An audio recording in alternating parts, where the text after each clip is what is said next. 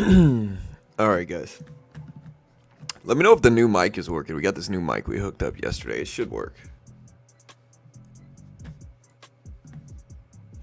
Test, test, 1 2 1 2. I'm pretty sure it works right now. All right, good.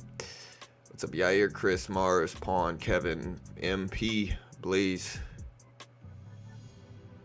Corey? Yeah, I mean, the market dipped after the FOMC meeting and then kind of bounced back this morning in pre-market. So we're really kind of flat from the FOMC meeting. You can see this very evident in like the Q. Hey, look, we dipped down. Let's put up like a 5-minute chart. Make it easier to explain. So here's the dips we made yesterday during the FOMC meeting. You know, we dropped pretty drastically down to 417 or so by the end of the day on the QQQ. We're now back up to 419. So we're basically where we were prior to it, kind of flat. Today we do have some big stuff going live. We've got Apple, Amazon earnings, Meta earnings, jobless claims numbers at 8:30. So we got a lot of stuff coming out today, and so it should be a busy day. Let's put the words up.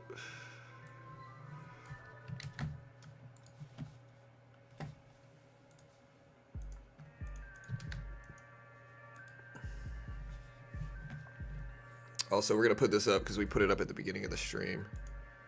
Remember, I am terrible at this stuff and have no idea what I'm talking about. Understand this rule. Cheers to you guys. I'm drinking my coffee. Let me know what kind of coffee you're drinking this morning.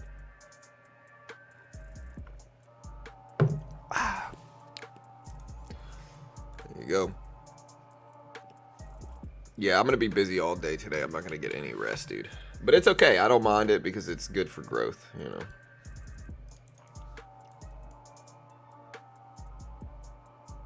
Folgers. I've got some type of organic coffee from Whole Foods. I don't know what kind it is. AMD gapping up a little bit. AMD actually pretty green over the last 24 hours. The QQQ is the NASDAQ. So somebody said, what's the purpose of the Q? It's the NASDAQ. The Q is just the NASDAQ 100 and consolidated into an ETF is all it is, right? The SPY is just the S&P 500 consolidated into an ETF. They're a little bit cheaper in price, but the price action is the same thing. You could see this evident in, so it is now 7 a.m. We got an hour and a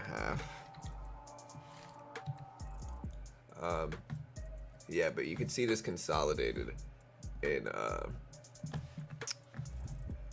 here's the SPY, which is the S&P 500 in the middle.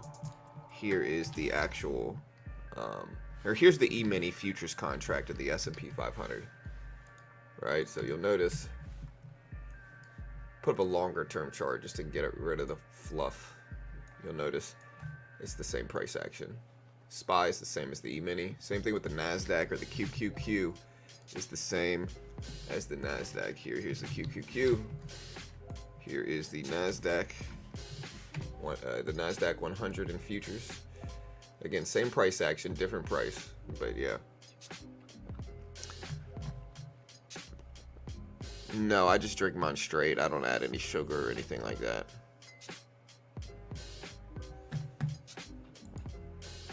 We also can look at gold. We've been looking at gold this morning. Gold down a little bit this morning. Dipped from the FOMC meeting, bounced back, and then dipped back down. So gold at 2050s. Although gold had a pretty good day yesterday, if I remember correctly. If I remember correctly, gold had a good day yesterday.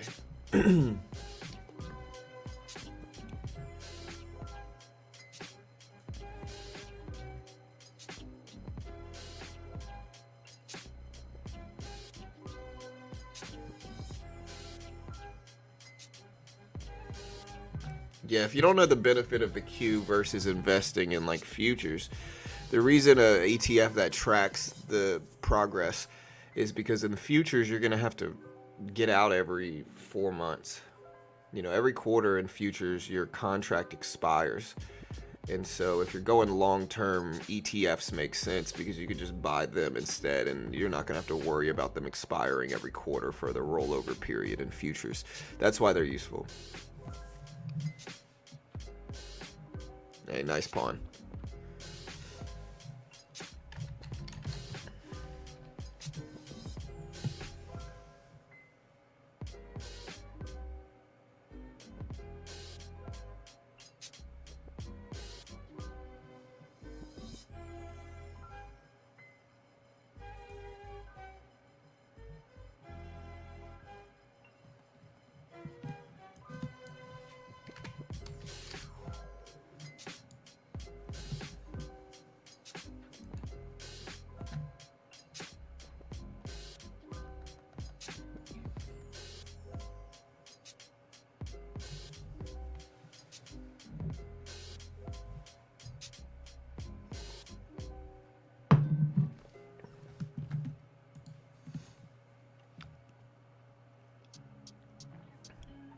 Yeah, that's basically what happened. I think he was doing okay, but again, he was.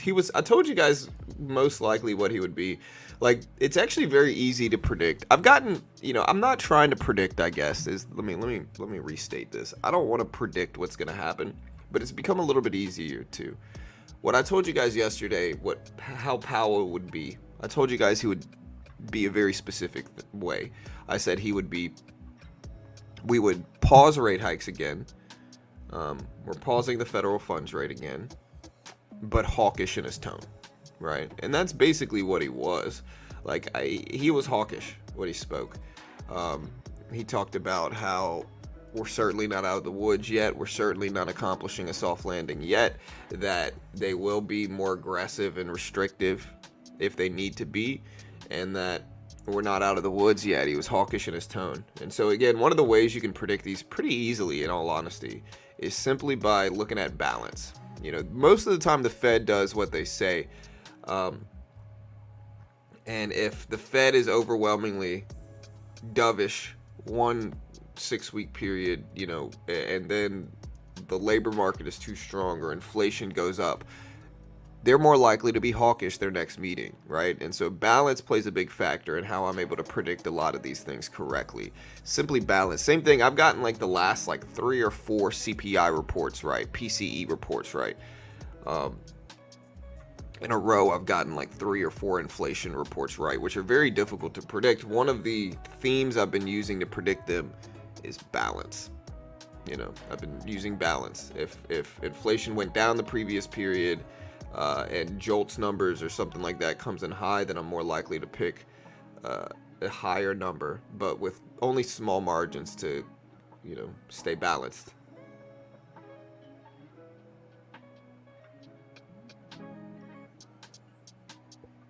Yeah, Tomas, I'm not going to talk about politics, bro. Sorry, dude. I just avoid that. Man, I don't want to have anything to do with politics. How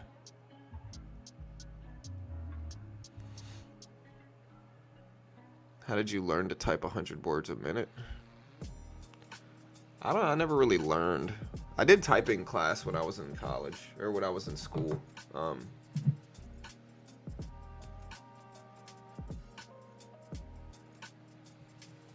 So, I don't know if I necessarily learned.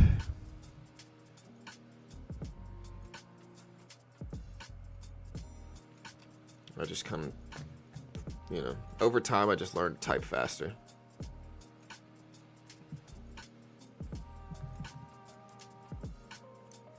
All right, guys, QQQ slightly green though, kind of rebounding all the way back up from the FOMC comments yesterday. Gold down still. Apple drops earnings today. The biggest cap earnings today are Apple. It's at 185.40s. So it'll be fun.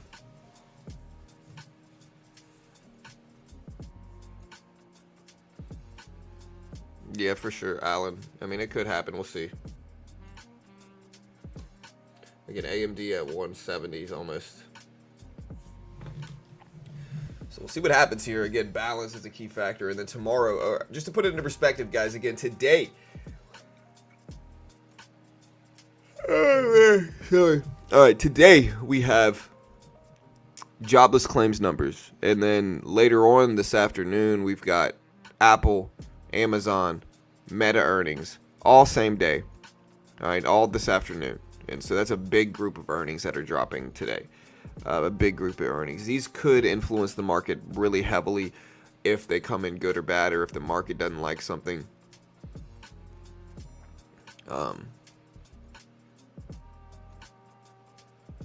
Yeah, and I don't quite type 100 words a minute. I can type 100 words a minute. Like, look. We'll try to do this just so you guys can see. I gotta get this mic out the way. My mic is in the way. I gotta hook it up to my arm. Or I'm gonna put it right here. That's probably gonna be fine if I... Let me know if that should be good too. Might be a little bit less quiet, but let's try it. Alright, ready?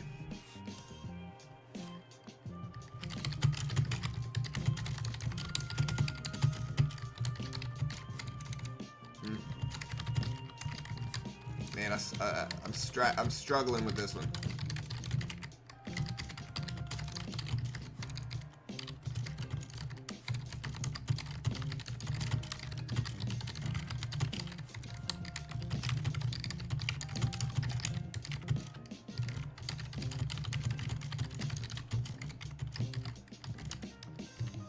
Blah.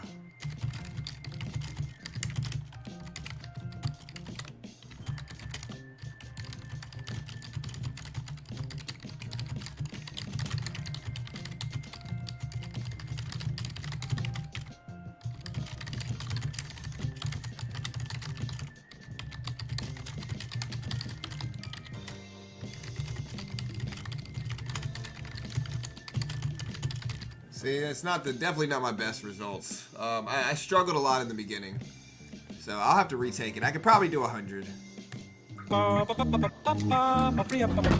Mortal? Sorry, dude.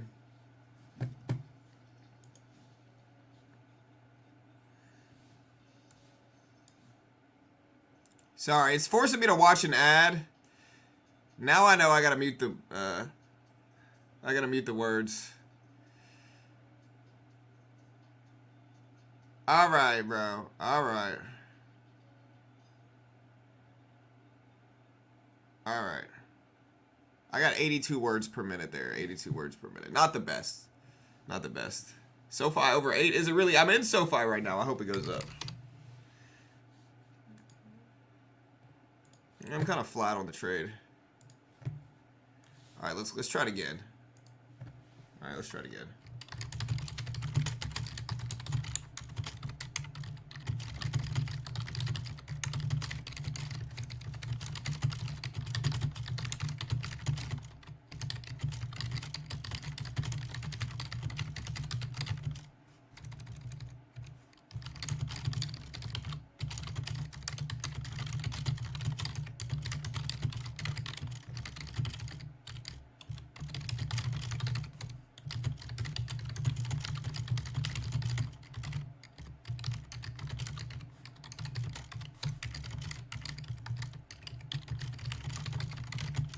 Oh, they keep hitting me with dinosaur. See? They keep hitting me with it.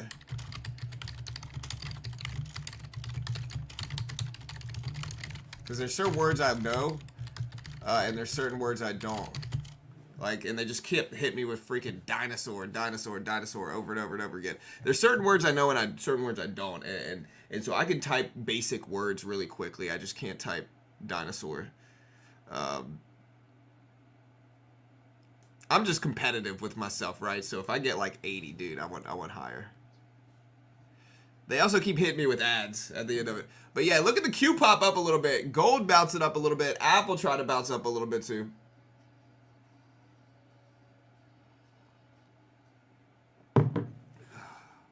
Yeah, see, this one I only got 7. I had much less mistakes on this one. I only got 79 words per minute because they kept freaking throwing in dinosaur over and over again.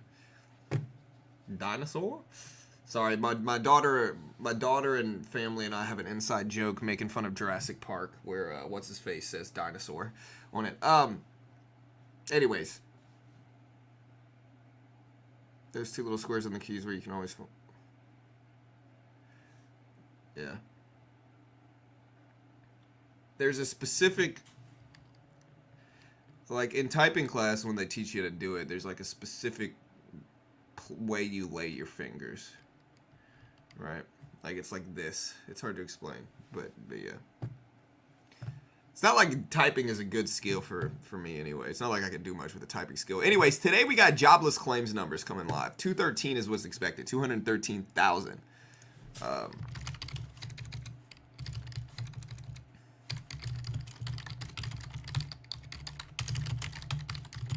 We also have non-farm employment.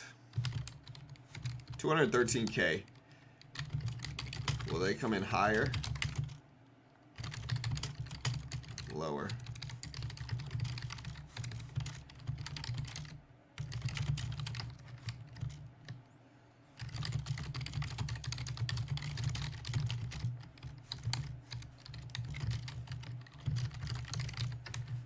All right. So again, we're gonna do a poll. Jobless claims unemployment numbers are expected at 213,000. We're gonna do a poll. We're gonna do a poll asking, will they come in higher or lower? Let me unmute the music since I'm done with the typing test. There we go. So again, we're gonna do a poll here. Will they come in higher or lower? Vote on that poll.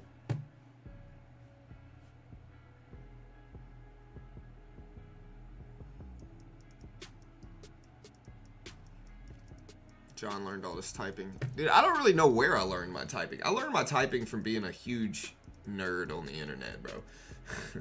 Like, I learned my typing from just being nerdy and sitting at a computer for long periods of time. Like, when I grew up, it was, when I was a kid, it was, we had, like, the AOL chat rooms and stuff. And so you used to, like, I used to do that. I used to also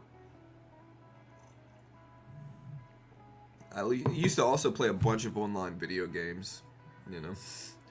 And so that's where I can't even do anything with typing though. If it was like a genuine skill, I might be happier for it, but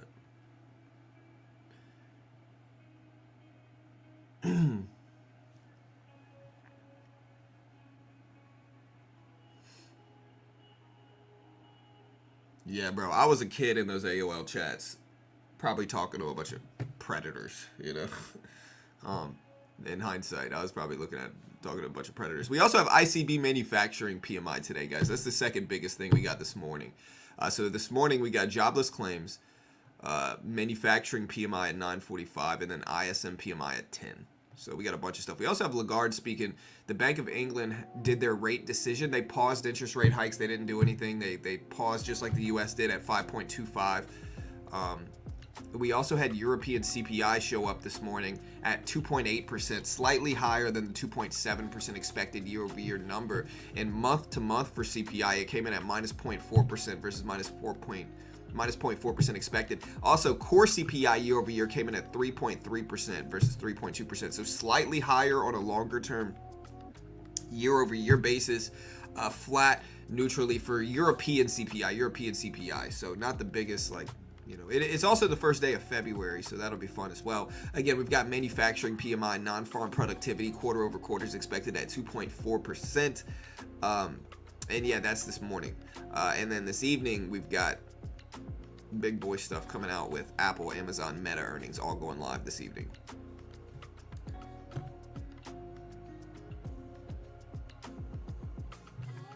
Yeah, I didn't play WoW. I never got into it. I was never about the games where you had to do really repetitive tasks over and over and over again. I did play The Sims Online for a little while as a kid. I still miss that game. That game is what I contribute to sparking my, like, entrepreneurial creativity, you know? Like sparking me wanting to start a business. So in The Sims Online, it was like an online game. It was like a massively multiplayer online game, like an MMO RPG. And like what you could do is you could build a house and then turn it into a casino and then invite people over to the house, and you could play with the odds of the machines there. So you could invest in all these different machines and then invite people to the house and have like a business, and you could mess with the odds. And if you made the odds too bad, everybody would show up and be like, yo, you know, you suck, bro. I'm getting out of here. And if you made the odds too loose, then people would just be winning money nonstop. You'd have to pay out constantly. So it was a good idea, bro. It was fun. Like, I had my own casino and like ran a business as like a 11-year-old, and so I remember that game, and I liked that game. I wanted to, you know, and then they got rid of it. I don't know why they got rid of it. They must not have had the user base they wanted, but still, it was fun. I liked it. Madden, NFL. I was never good at Madden. I'm good at UFC games, and I'm good at baseball games. I'm good at MLB The Show. I can't play Madden. You didn't get a... Did I tell... I think I monetized. Yeah, I monetized.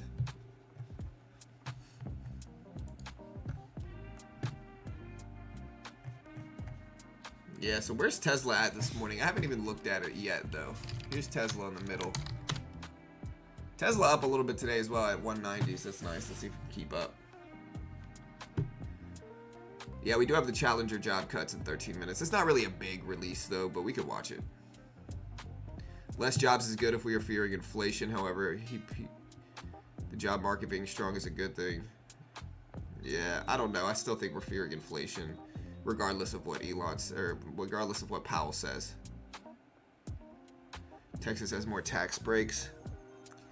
Yeah, there's no state income tax, is what it is. Counterparty. I've talked about this a lot before, and I'm in Texas right now, so I know I pay tens of thousands of dollars in taxes every year here.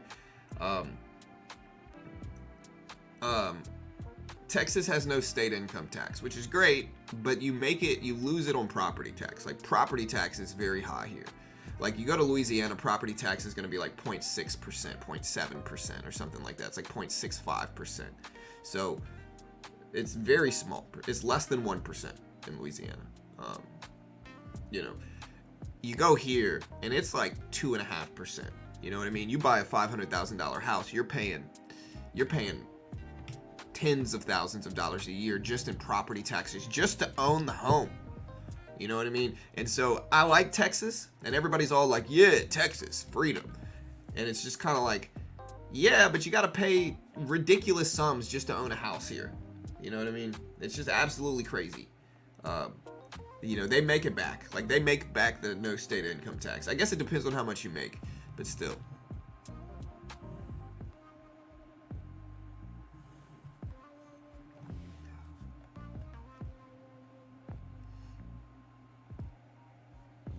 How much is property tax in New York? I gotta look this up.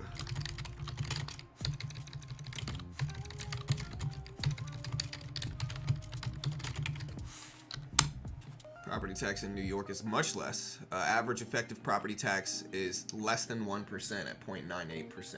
Again, Texas's property tax is over 2x of that. Like, it's over 2 times that. It's 2.5% in a lot of places. Statewide in New York State, it's 1.62%, so it's still less than here, you know.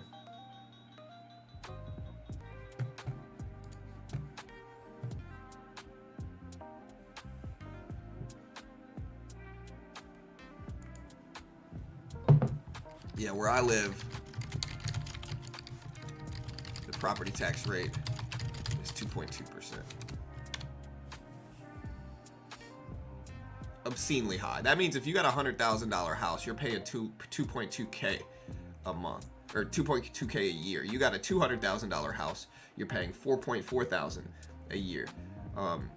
You got a $300,000 house, just in property taxes, you're paying 6.6 thousand. 400 property taxes, you're paying 7.7 thousand.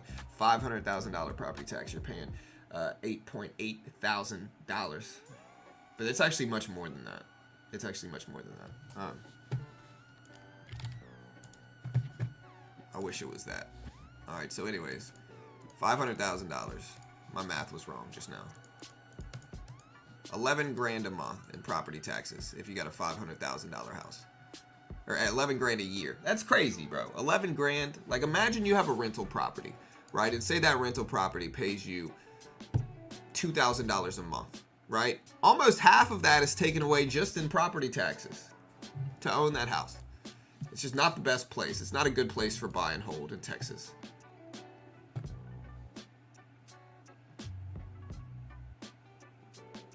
Last week, Kathy said Tesla 15X Yeah, I mean, but she's allowed to change her thoughts, though.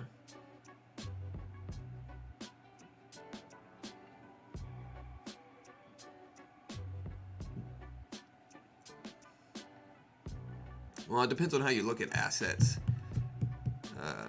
Depends on how you look at assets. Sir, tell him buy or sell which possible. I get these questions all the time. I don't understand them. What do you mean? Both are possible. Possible is a very broad statement. It's possible for me to go into the gas station and buy a Powerball ticket and win 12 consecutive months in a row the Powerball lottery. Okay, that's possible, right? Is it probable? But it's possible.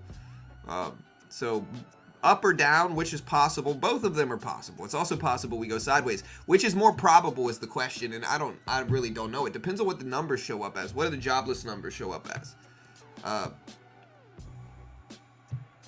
Hey, what's up, Jay? Not yet, brother. Not yet,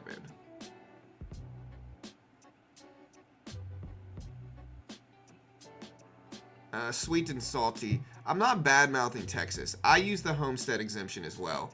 It doesn't save me that much, but it saves me some. And so I'm not bad-mouthing Texas, complaining about taxes. In fact, I would argue that I'm doing one of the most Texas-like things ever, which is complain about taxes, sir.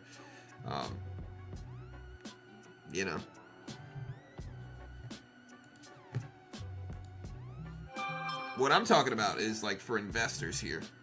You're not going to be able to file homestead for rental properties.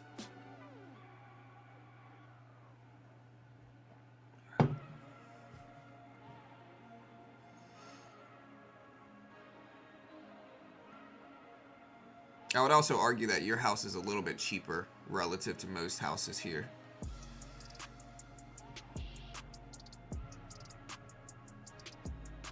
Hey, thank you, Jay.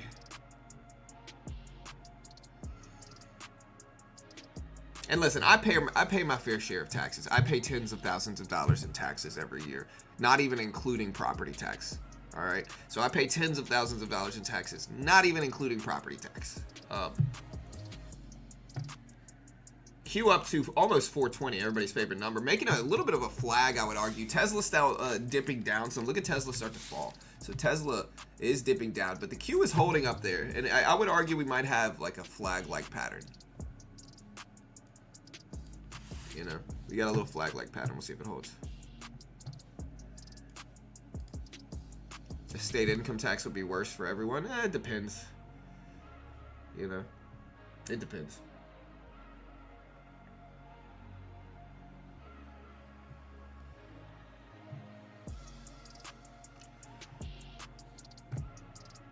Thoughts on commercial loan banks defaulting? Water's wet.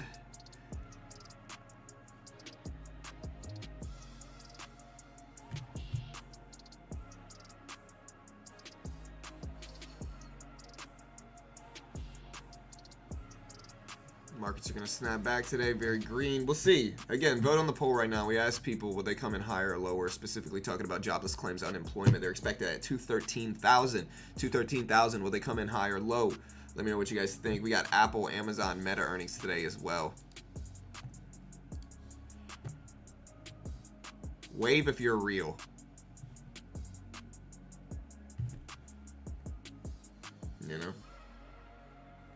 Definitely top 3 realest traders in the world.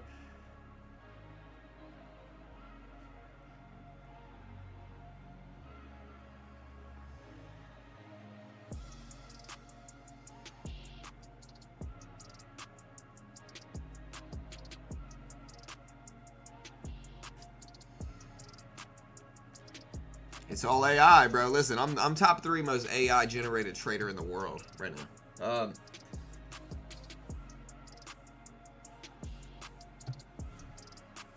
I'm drinking my coffee this morning. Don't judge me here, guys.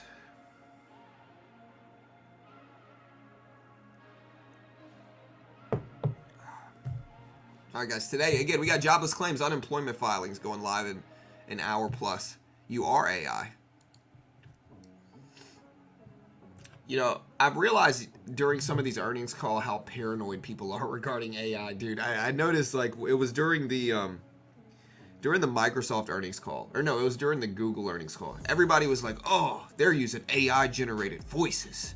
And it's like, they're obviously not doing that. Like, you can hear them coughing, you can hear them answering questions, you can hear them kind of stuttering a little bit sometimes, which is normal speech patterns for a person. Like, they're too paranoid. Like, people are too paranoid. Like, they're obviously not AI generated voices. I'm obviously not AI. Honestly, AI is not this good yet. You know, maybe in the future it will be, but not yet.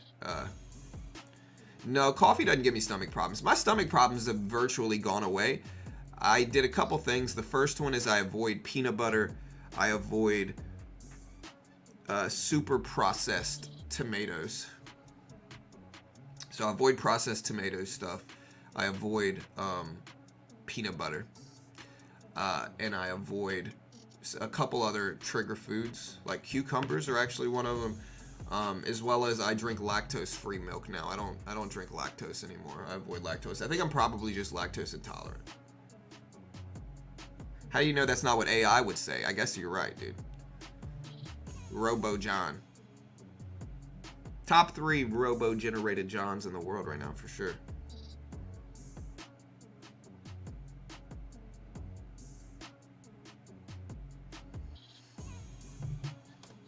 I'm back. Had to take a 2-week break after a bad beat.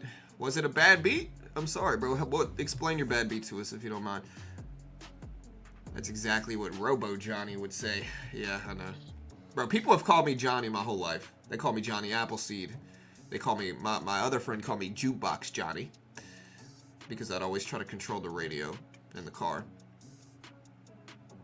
Good old Johnny nicknames. Had them all my life. I don't mind them though, you know.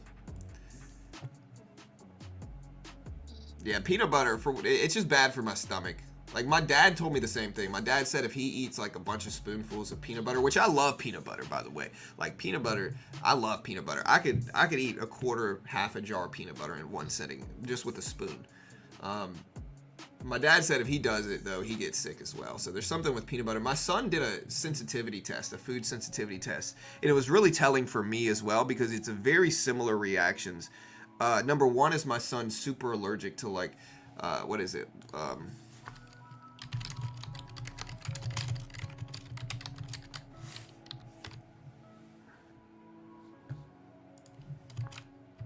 Yeah, so one of the things that make MSG, I'm highly sensitive to MSG, and so is my son. My son did a sensitivity test. He's highly sensitive to MSG, right? And so one of the things, like, I love Cane's, and I would keep going to Cane's, and I would keep getting sick.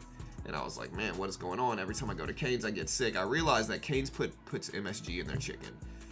That's why I was getting sick. Once I stopped taking MSG, and basically I just started eating a little bit healthier, less preservatives.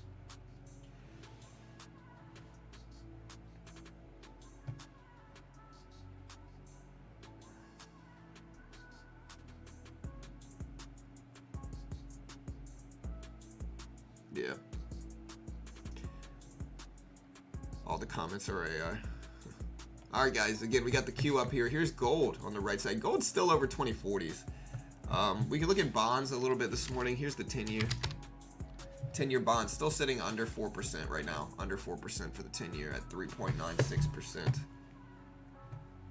Yeah, that might be what it is, Reliant. I don't know about that. I just know I avoid a couple, like, trigger foods now. One of them is cucumber, one of them is MSG, one of them is processed tomatoes, which probably has to do with MSG. You know, there's just some, another one is lactose, you know, and my stomach problems are virtually gone. I'm not saying I never have, like, acid reflux. Like, I might have, like, small stomach discomfort once every 3 months, but it's certainly not as bad as it was.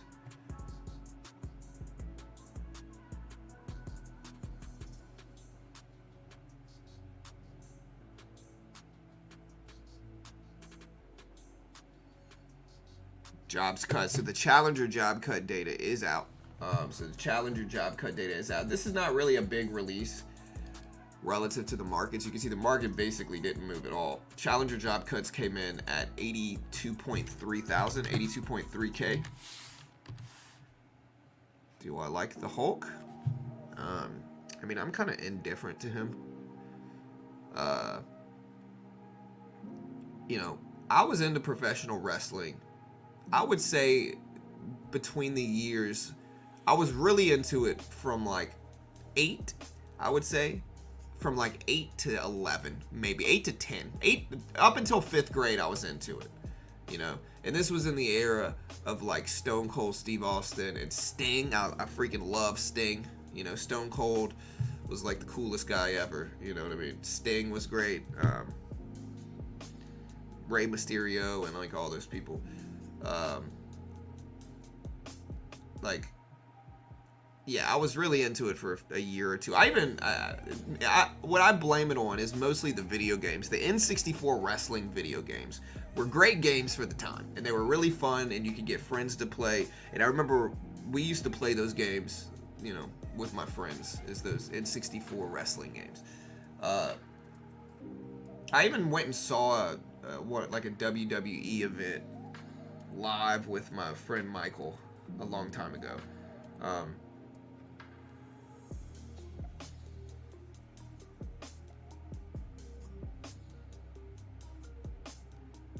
But yeah, once I hit like 11, you know, you started getting, you know, once you turn into a teenager, you start to get into girls and stuff. Like you know, I'm not saying, yeah, I'm not judging you if you still watch it, but like, you know, you grow out of it, I guess is the easiest way to put it.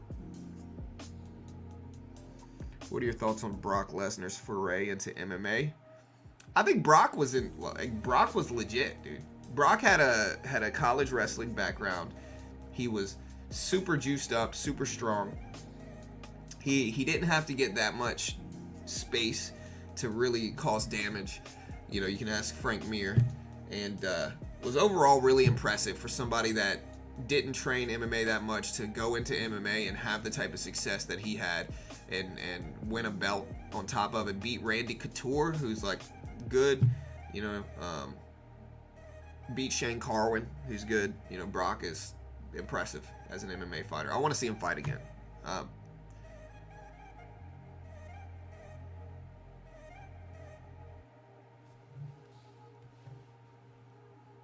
am locked into CDs at the moment. My day trading is not happening for a while. I think we'll see some pullback if geopolitical events get worse. Yeah, I remember that P Generation X. Yeah, I remember that. The big saying that everybody did in middle school and elementary school. I'm not going to do it, but you know what I'm talking about. Everybody knows. You know, you make your hands go like this, and, you know, I'm not going to do it, okay? But that was my time as a child.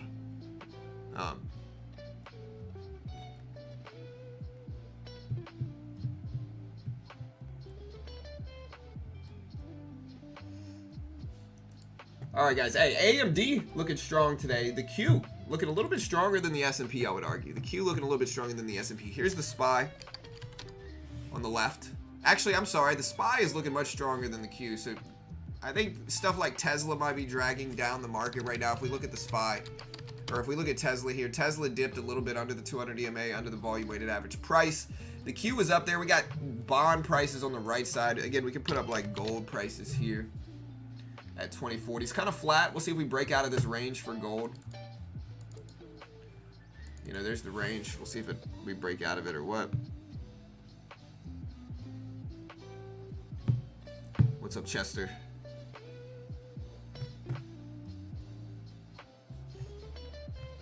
All right, team. We still got an hour. We still got 1 hour. Hit the like button on the stream if you haven't already. Hit the subscribe button. Vote on the poll. Let me know what you guys think. Again, today's a very busy day as well. Tomorrow's a very busy day as well. Next week's pretty busy also.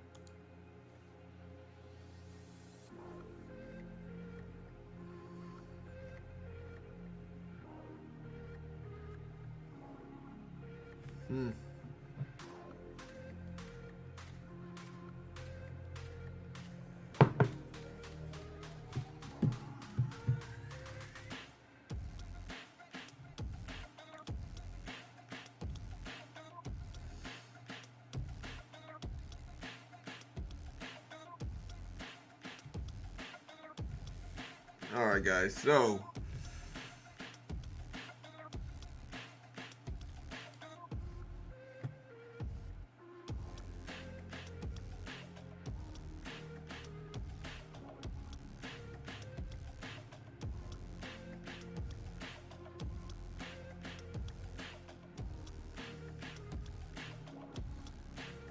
all right, team. Again, let's see what we get today. I'm ready. We got less than an hour here, guys. Less than an hour.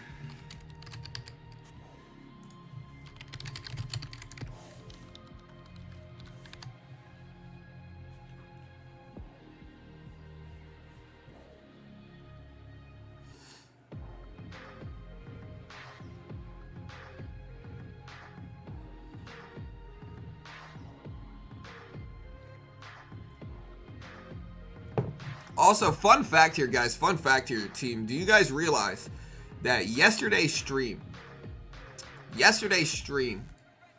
was the largest live stream we have ever done? Ever. Largest live stream ever done, ever. All right. We got, look at this. Look at this stat. Let me find it. Where'd it go? Where'd it go? Where's the, I think I saved it. Check this out, guys. We had our largest ever stream ever yesterday. And we got more than this now. Yesterday, we're at almost 50,000 views. We're currently at 48,000 views for this live stream. Total watch time was almost 9,000 hours.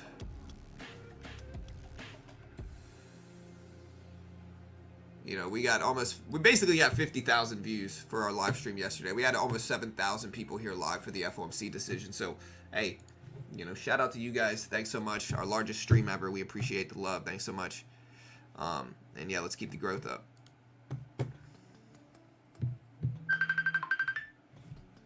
This is my dad.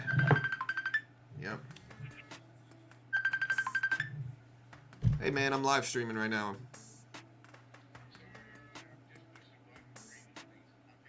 Alright. Alright, love you, Dad. Hope you're doing good, man. Bye. Alright. My dad accidentally, I always know it's my dad because I never call him. I always just Facebook message, video, chat him. But yeah, our largest stream ever yesterday, guys. Our largest stream ever. Currently at about 48,000 views. We grew by over 1,000 subs yesterday alone. So, cheers to you guys. You can see just in the last 48 hours. Just in the last 48 hours, we've got almost 75,000 views in 2 days.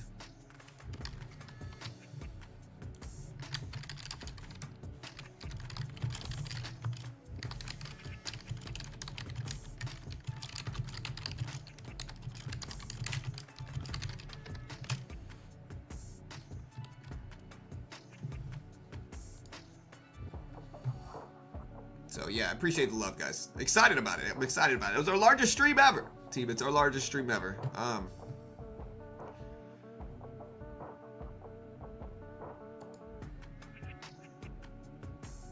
Where did all my subs growth though? What's odd about this is that, whatever.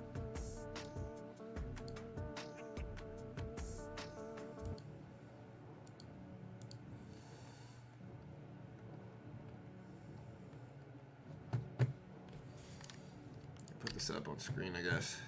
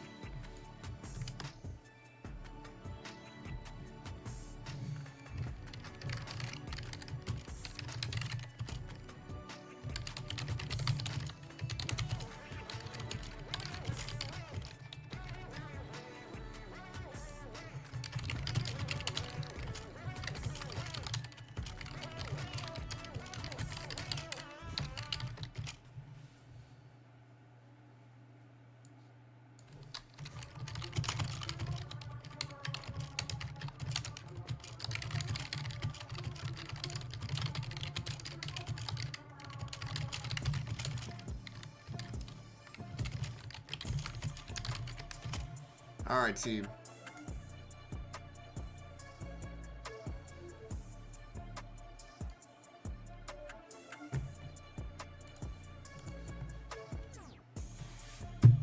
Nice chat with Dad. Kudos. Yeah. Hey, thanks, Beach Bum. My dad is a bit toxic, sadly. I've seen less to spend time with him. You gotta... Dads are a weird relationship, man. You know?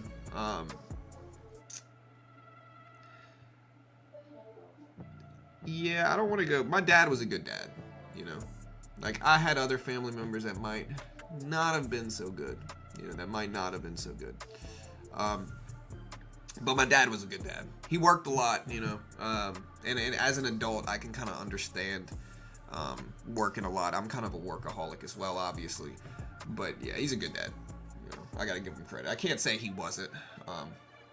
I know some people make it seem like their parents are worse just so they can pretend to be a victim or whatever it is. That's not me. My dad was a good dad. You know, he worked a lot. He was busy a lot, but you know, he did what he had to do. He was patient. You know, I guess is the easiest way to put it. And I think as a dad, you need patience, you know.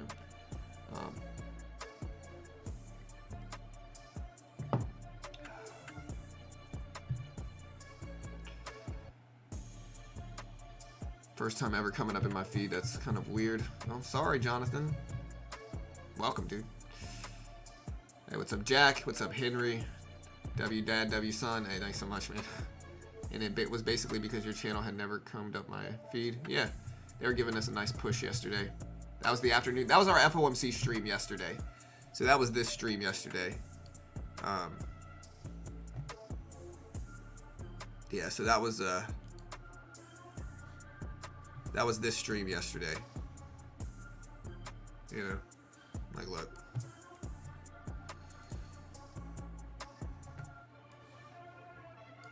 We got 48,000 views, roughly 48K views, so you'll love to see it.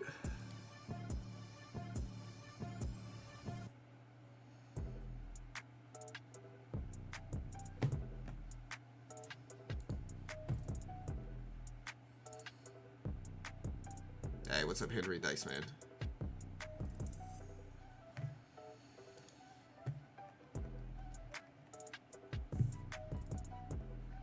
All right, guys, the Q breaking highs. So Q testing highs of the day at least. 420, everybody's favorite numbers up there at pre-market highs. Right at 420. We just broke that for a split second, hit 420.03 on the Q, and now we're pulling back a little bit for 19.99. Gold starting to move up a little bit here. Tesla dipped under that 200 EMA volume weighted average price, and it's starting to try to bounce back here, so we'll see if it holds. All right, so the Q just broke up to 420.10s. 420.10s, you can see it way up here.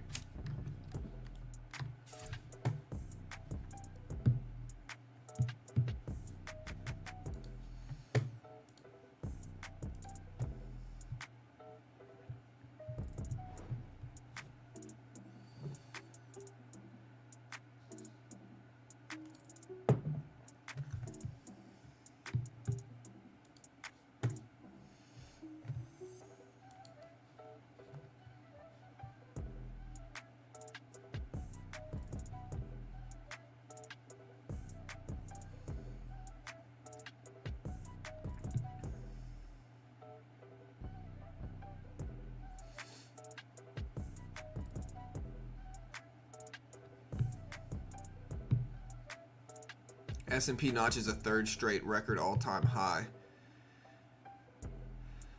Netflix shares rally, Q4 earnings.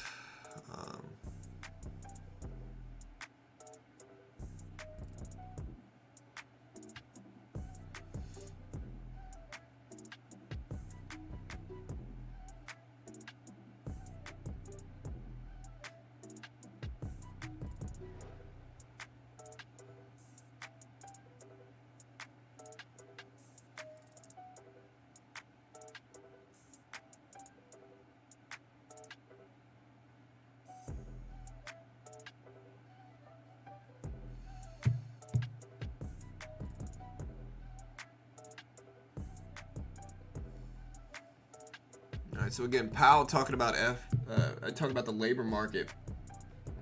They're not fearing the labor market as much. But still, It'll be interesting with these jobs numbers today. I guess the question is, does the market want less or more jobs today? Less or more jobs?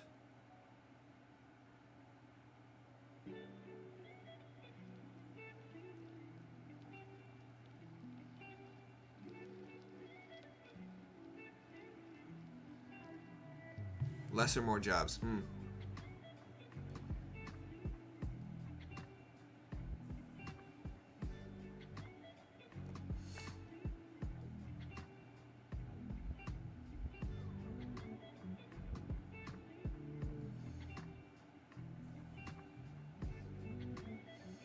I know I'm kind of crazy, but I do have the urge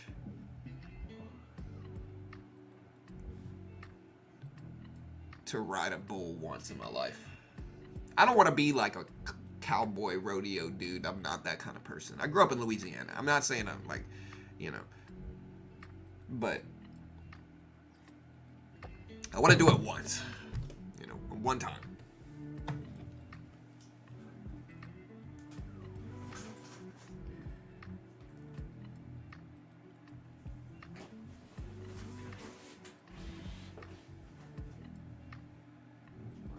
Put our headphones on, team.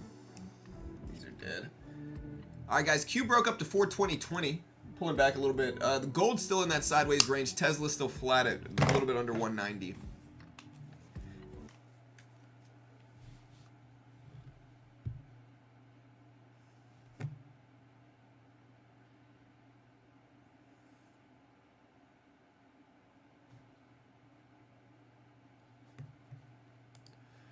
Fix this. All right, guys. Hey, we got 40 minutes here. 40 minutes until jobless claims unemployment numbers come out. 40 minutes.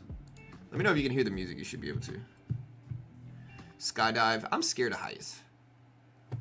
Is the problem. Like, I'm pretty much scared of heights. I was talking to one of my coaches in jiu-jitsu as a pilot.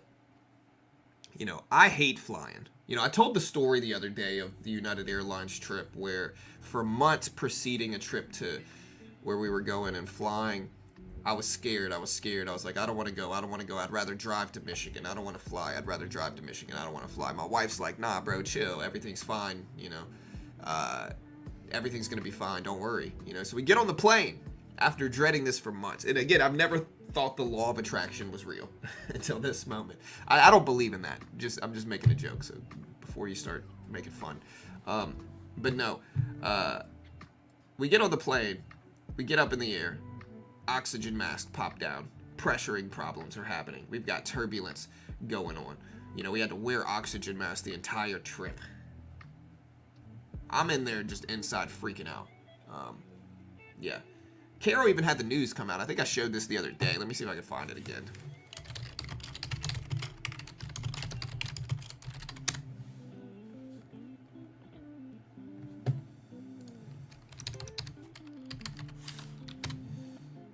Yeah, here it is. All right, so.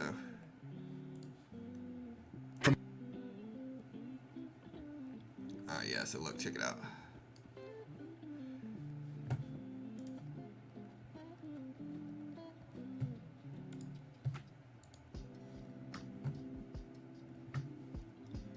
All right, you guys ready? Like, look at this. This is me. Look, here's me. I'm on the news. This was the last time I flied. No, it wasn't the last time I flied, actually. Look, there's me. There's the oxygen masks. There's this guy talking about it.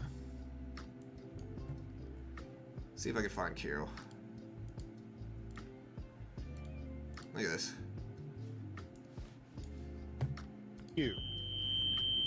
But it happened to this couple returning home from a wedding in New Orleans over the weekend, and it was New Orleans. terrifying. Okay. Tried to stay calm, but really deep down I was kind of like, man, Look, like, there's my wife. just want to get back to our kids and get back home safely. They came out to our house. I London wasn't. says the plane had reached. I wasn't trying to be on the news, you know, when this happened. Like, I really wasn't trying to be on the news. Carol was like, yeah, they're coming out here. I'm like, oh. Kind of was stunned, and they booked it back to the back of the plane. And Look, she had her retainer at the we time. didn't hear anything else. I guess they sat down, but we didn't hear an announcement or anything like that. Everyone was just kind of looking around, wondering what to do. London gave says us- the passengers waited about 5 minutes. They gave us like a $150 voucher for this, you know. But yeah. Fun times. Fun times. Did you say I told you so? Oh, dude, I never shut up about it, bro. Like, I never shut up about it. Yeah. I have flown since then. Just never ride a goat. Got you.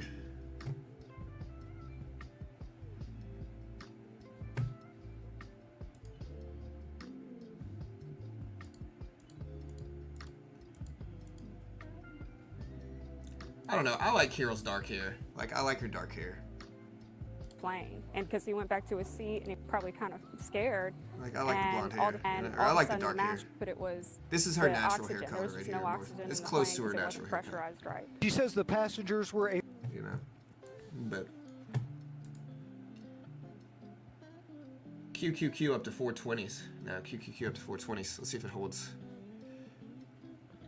Yeah, definitely top 3 interviews in the world right now. SoFi back up to $8. Will it hold? I don't know. We'll see.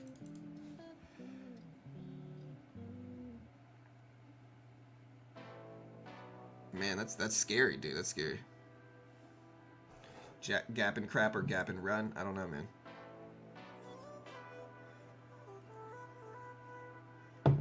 Hey, thank you.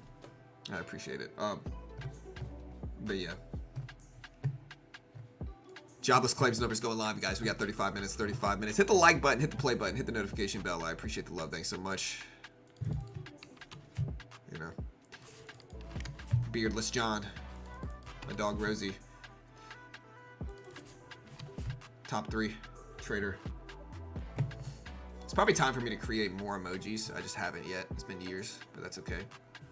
I'm supposed to be able to gift memberships. Let me see if it'll let me now.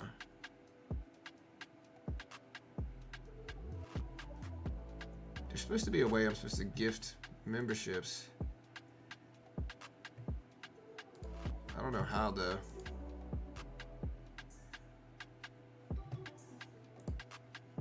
Hey, what's up, Guts?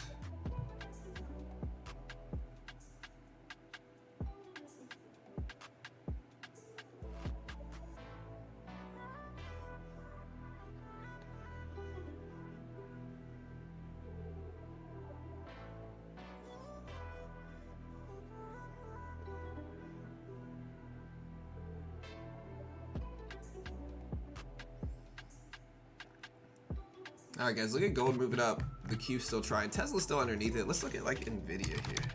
So here's Nvidia. Nvidia up to still at 620s right now. 620s. Look, you see AMD as well. AMD moving up a little bit this morning. Again, Tesla slightly red over the last 10 or 20 minutes, but we're still green on the day for all of these tech stocks. Meta drops earnings today as well. It's at 394s. Let's see if we can break over 400 during earnings. Apple is up.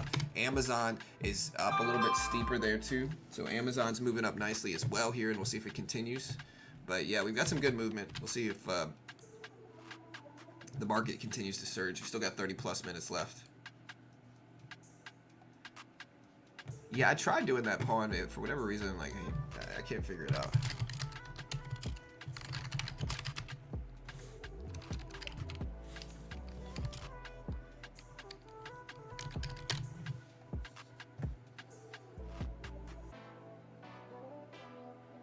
Okay, so yeah, so eligible creators can gift their 10 free memberships per month during a live stream or premiere. Click the select membership. Okay, it's teaching me how to do it. Let's see if I'll figure it out. No, they don't let me do it. Oh, boo. Oh, you can't hear the music? My bad, team. Can you hear the music? You can't? Can you guys hear the music at home? Let me know.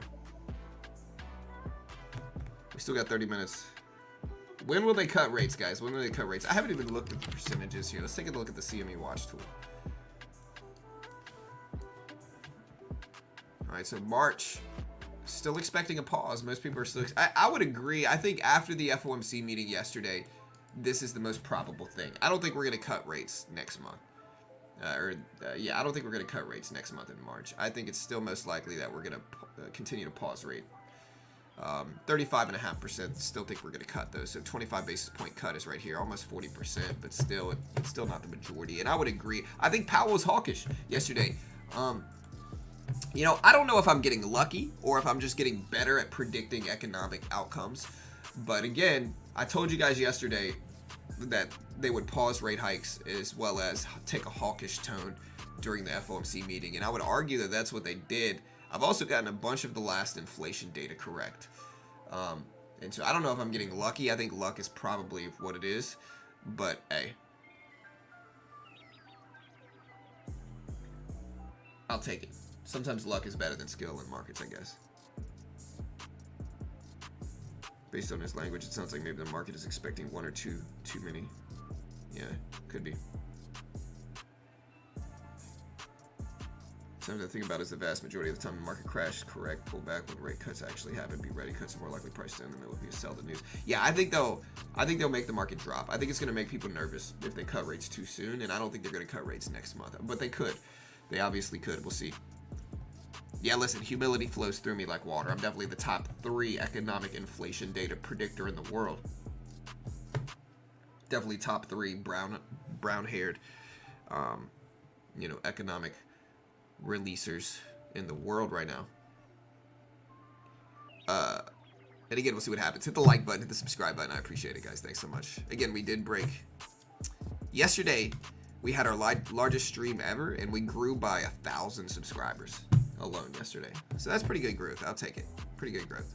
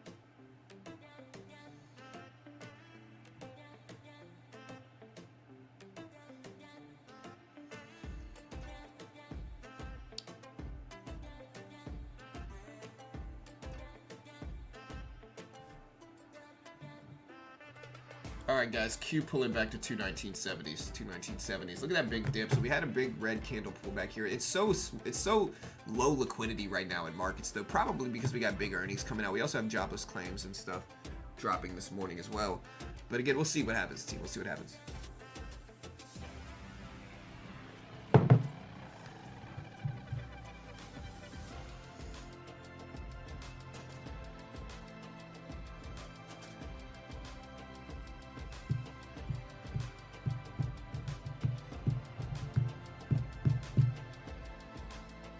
Again, do you guys think the Fed was hawkish or dovish yesterday? Hawkish or dovish Fed? Again, we do have meta earnings today.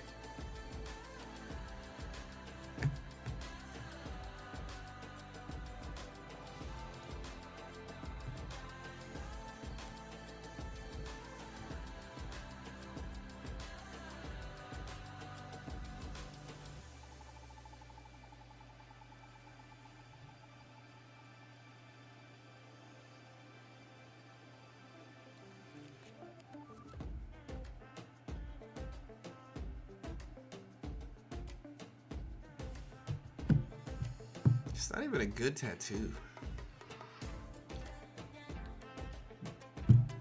Bonnie Lachey got a tattoo of Blueface on her butt.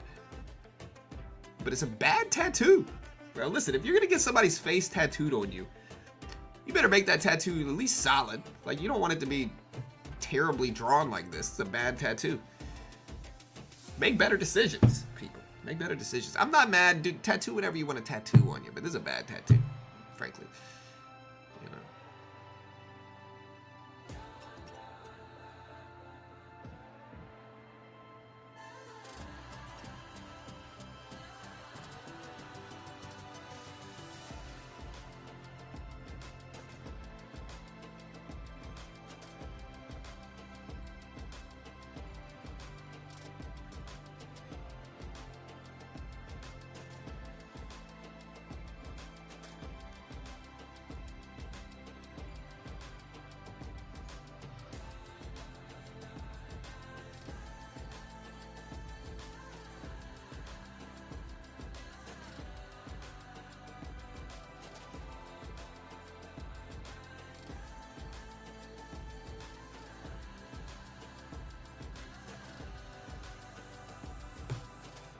All right, guys. So look at the pullback. I'm tempted to buy the Q here. Should I buy the Q? I don't know.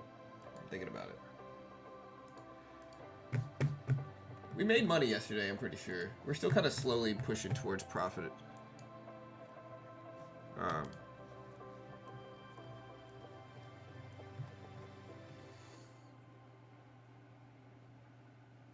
Steve Burns making a post.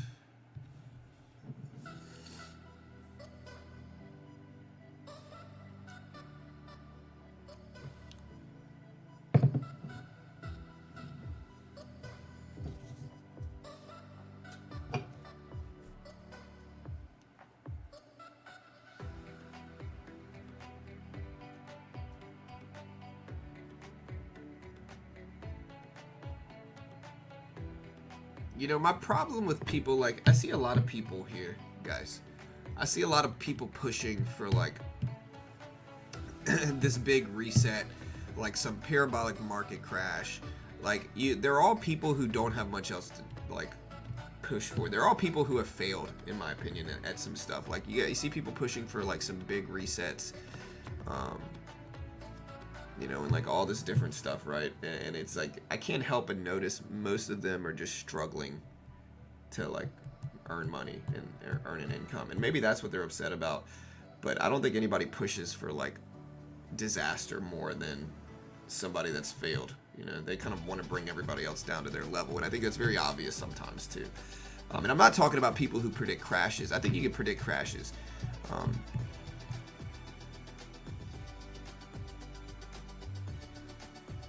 And I think with capitalism, there is kind of like luck plays a factor for sure. But yeah.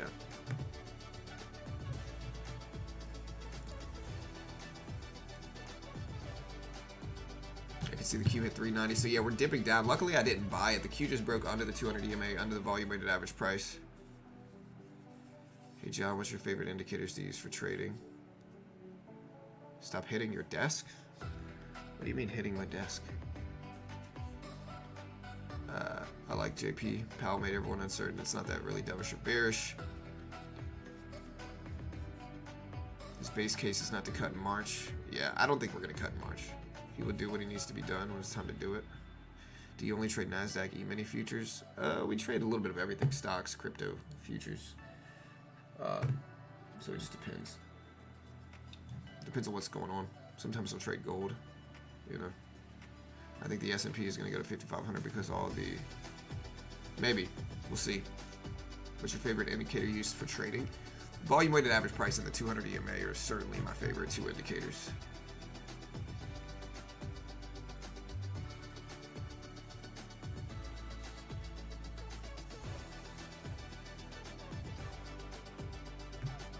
Honeywell missed this morning.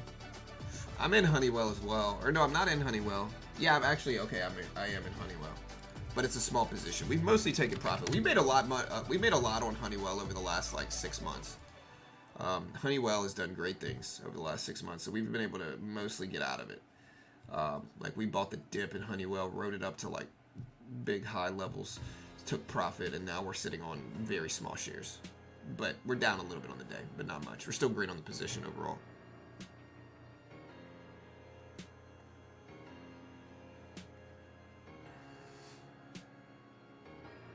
Yeah, I'm gonna try to fix my mic since we have some complaints here, team. So bear with me. Here is my old mic. Sorry, it's gonna make some noise because we're unscrewing it. All right, guys. Hey, we got 22 minutes here. 22 minutes. All right, guys. I'm gonna mute this just so we can, because people are saying my typing is picking too much up. So bear with me, team. I'm gonna have to unplug it. I'll be right back.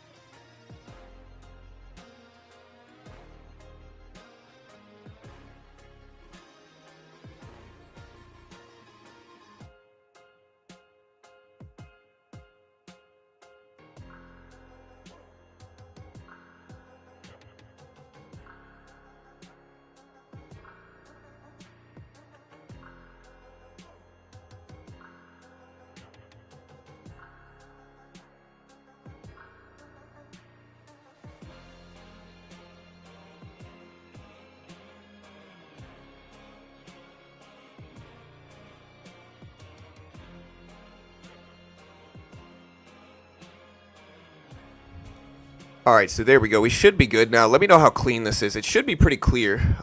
We just put this up. Yeah, we just put this up, so it should be very close to me now, and the volume should be much better. Let me know. Sound check 1 2 1 2. Is the sound better now? Is the sound better now? Let me know. It should be much better. Yeah. Because we have an arm. We have like a mic arm, and so we were using the regular stand, but yeah, should be much better. All right, good. Good. Again, thanks so much yesterday. Yesterday we had our largest live stream ever at 50,000 views in 2 hours.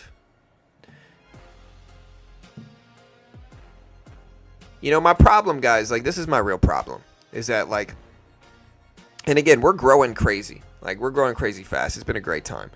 But you see everybody trying to cover economics now. Everybody, like, people who've never covered economics before that have been, like, meme stock traders pushing you towards meme stocks, pushing you towards nonsense penny stocks. Now everybody and their grandma is now talking about FOMC meetings, talking about earnings, talking about economic reports, jobless claims numbers, unemployment numbers, payroll numbers. And it's like, y'all can follow those people, but understand they really don't know what they're talking about. A lot of them don't. Some of them do. But a lot of these guys really don't know what they're talking about. Like, they're just kind of jumping on that bandwagon, so to speak. And so you can follow somebody that's just kind of pandering, or you can follow somebody that actually tracks economics. Definitely top 3 worst economists in the world right now, for sure. But hey, we do our best, you know. Hey, thank you, Yair. I appreciate you, brother. Thanks so much, dude. Dang, sounds great. Yeah, it's a new mic. We just put the new mic in, so. You are the OG of economic reports. Hey, we do our best. We actually know what they mean, though. A lot of people don't understand. Like, you got a bunch of people that trade penny stocks that are trying to talk about economic reports now that don't even know what a bond is.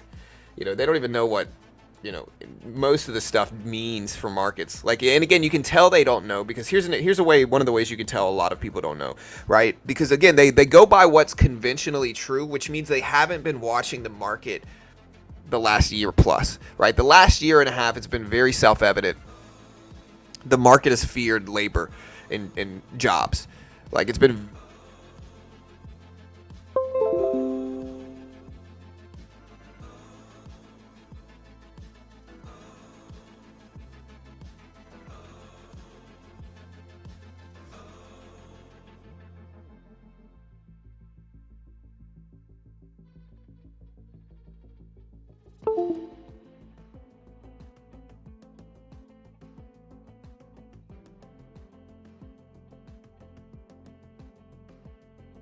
There we go. We used our wrong cord, so this cord should be much better. Yeah, so sorry, guys. There we go. Yeah, the USB wasn't good. We switched the USBs. Now we should be pretty clean. But yeah, so again, a lot of the time you know who follows economic reports, because a lot of people push towards convention. So they say, yeah, the market wants more jobs, you know, is what they'll say. Or they'll say, yeah, the market wants more payrolls, higher payroll numbers. You know what I mean? And that's the exact opposite of what the market wants, or at least has wanted. I'm not going to say what it's going to want into the future, but that's the opposite of what the market has wanted over the last year and a half. If you pay attention to the FOMC meetings, if you pay attention to the economic reports, if you pay attention to the reactions to some of this stuff, it's very self-evident. It's very clear. And so, yeah, just understand, guys, like right now, the big nuance of today's report and tomorrow's report is there's a couple nuances like that you want to pay attention to. The first thing is that today we have Apple, Amazon, Meta earnings. Some of the largest tech companies in the world, three of the most heavily weighted stocks in the world are reporting their quarterly earnings after the closing bell today. We will live stream all of it here like we always do. So we're going to live stream all of it here like we always do.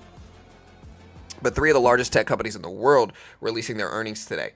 All right, that's the first thing to understand. That the market could be choppy in anticipation of that, right? The market could be choppy in anticipation of that. That's the first nuance to understand, is big earnings dropping today. The second thing to understand is in about 17 minutes, we have unemployment filings. Jobless claims are what they call it. This is a weekly report. It drops every week. And it's a weekly report detailing how many people are filing for unemployment is what jobless claims specifically means, right? So how many people are filing for unemployment? This drops again in 17 minutes, detailing how many people are filing for unemployment. certainly something you want to pay attention to. And again, let me know right now, do you think the market wants more or less jobless claims numbers? More jobless claims numbers means less people working. It means more people filing for unemployment is what more jobless claims numbers means. Let me know if you think the market, and I don't know how the market's going to react to it. I don't. Let me know how you think the market's going to react to it, team. The other thing is Friday, tomorrow. It's the biggest job report of the week. It's the biggest job report of the month, really, in the non-farm payrolls. It's abbreviated to be NFP, non-farm payroll data tomorrow, as well as unemployment numbers. Non-farm payroll is more important than unemployment. The market's going to react in a more influential way to NFP, non-farm payroll data versus unemployment, but they're both influential and they're both relevant. That drops tomorrow. And again, the overarching question you have to ask right now is, what does the market want?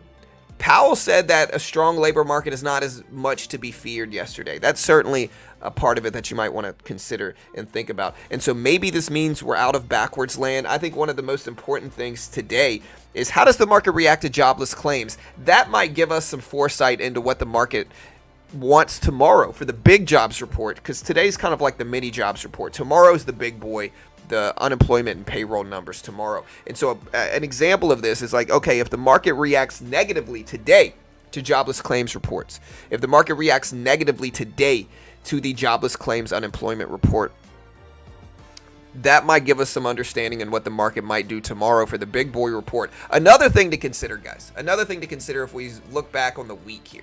All right, let's put a 5-minute chart up and look back on this week. All right, so remember, Tuesday, we had the JOLTS report come out Tuesday. So Tuesday was the 30th. All right, so let's look at the 30th. So Tuesday the 30th, we had the JOLTS report go live here. Right, so the JOLTS report went live at 10 a.m. on Tuesday.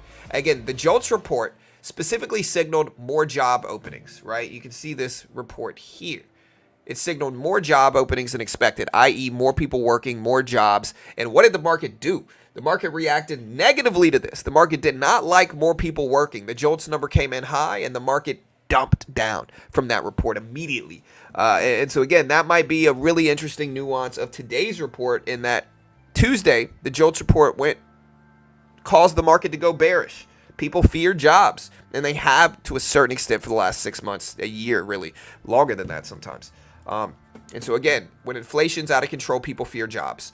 And so when the JOLTS report showed higher job numbers, we dumped.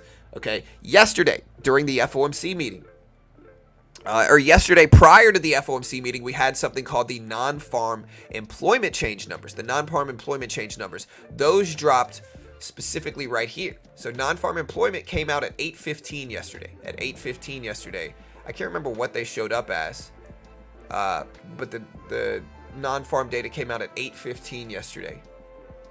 So the non-farm data showed up. Let me see what they showed up as yesterday. What was it?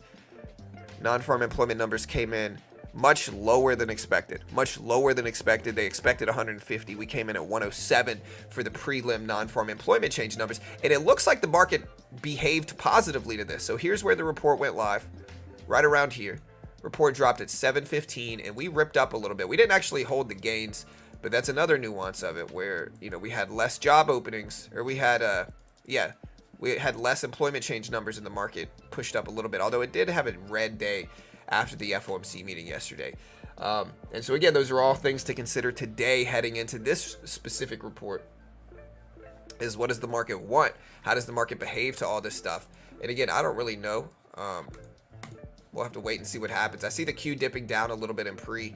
I see Amazon dipping down. I see gold dipping down a little bit as well. Again, here's Apple. Apple dipping down a little bit. Tesla. We can look at Tesla chart. Tesla at 189. So one of the strong things is microchips today, but it's even starting to dip down a little bit in Nvidia. Nvidia down to 620s. So let's see if it can hold over the 200 EMA 620 level. Q started to dip. Gold started to dip. And remember, jobless claims this morning are expected at 214,000. 214K. Simply, the more people working, the more money people have that can spend. Yeah, so more people working, the more money people have to spend. And when people spend heavily, prices go up. Because again, I could go back to the bubblegum example I always use. If you sell bubblegum for 25 cents a piece and you sell out every day, what are you going to do? You're going to bump prices up to 30 cents, right? Thus inflating the price of bubblegum, inflation. When you extrapolate that over longer term periods of time with the economy, inflation rises. And so that's one of the reasons more spending is bad, is because more spending makes inflation worse. I'm loosely expecting a good news is bad reaction. Yeah, I am too. But again, it's I don't know for sure. John, if there are enough sellers at 8:30, it could freak everyone out regardless of the number. Yeah, I mean, we're going to cover all of them. All the earnings is something we're going to call. John, can you give an example of why the market would want more jobless claims? I don't understand. Okay, so Robert Torres says, hey, help me understand. So I'm going to explain this to you in the easiest way. All right. In periods of markets in which inflation is feared, when people are worried about price increases, right? Think about the market over the last few years. What's happened? We had quantitative easing, which means money printing. So the Fed printed money and gave everybody stimulus checks years ago, right, when the pandemic happened. One of the outcomes of that was inflation. Why did we get inflation? Because people were spending more money because they had free money, right? So they were spending more. It's called quantitative easing. It's called money printing, and it causes inflation to be worse. Bernard Arnault, the CEO and the founder of Louis Vuitton and Hennessy and a bunch of these other brands, is now one of the richest people in the world. Why? Because the prices of those brands increased so much because they could. Why? Because more people were buying them. More people buying means more people spending, and more people spending means inflation gets worse sometimes, right? And so out of that, we had quantitative easing, money printing, stimulus checks, people spending more money. One of the consequences of that quantitative easing, money printing situation was inflation. Prices rose. A year and a half ago, inflation was almost at 9%. 9%. So crazy high. And again, that was a consequence of QE, quantitative easing, money printing, stimulus checks, right? We're finally starting to come back down from that. But when the market so much fears inflation, anything that signals more spending is seen as a negative thing a lot of the time. Not always. It's never 100% like exact. But whenever more spending is signaled, people fear that, and the market can go down. Again, for the main reason of the more people spend, the more prices go up. Again, if I'm selling bubblegum at 25 cents a piece and I put the bubblegum out, and every time I put the bubblegum out, they sell out within an hour, what am I going to do? I'm going to raise prices because I can, because it's selling. Hey, bud. Oh. Love you, man. Okay. Have a great day at school, bud. Ooh. What? Yeah, it's my mouse. Love you, bud. Have a good day, dude. Yeah, more people spending is bad. Hey, have a great day at school, buddy. Okay. You only cover futures? Well, we cover everything. We're covering economics. Yeah, I don't know how gold's going to react. I do see the Q dipping down some here. So I do see the Q dipping down. We still got over 600 people here live. When there's any overreaction, market bounces. Yeah, and again, it's not always the case, though. So, like, it certainly varies. It's not always like, hey, more spending is bad, the market goes down, right? It's not always like that. Jobless claims numbers, number one, is a very... it's a much more common report. It's a much more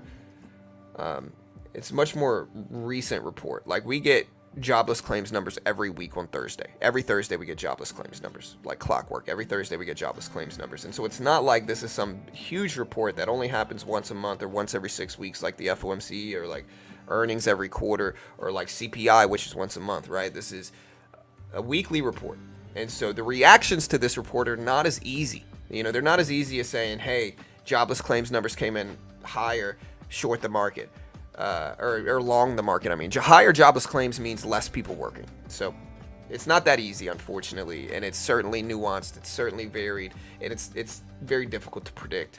But again, what's going to be important today is we're going to finally see how the market responds to jobs after yesterday's FOMC meeting, in which Jerome Powell stated we shouldn't fear the labor market as much. And so that's the interesting part of today, is like we can watch to see how the market reacts today and maybe get an understanding in how the market could potentially react tomorrow. Nothing's 100%. And as I always tell you guys, remember, I'm terrible at this stuff, have no idea what I'm talking about, and might be wildly wrong about anything and everything I say. All right? Understand that, guys. Understand. Wildly wrong about anything and everything I say. Understand that. And yeah, Powell's statement was that they're no longer depending on the labor market to lower. Yeah, for sure. He said we shouldn't fear it as much. Thanks so much, man. It makes more sense now. Yeah, all good, Robert.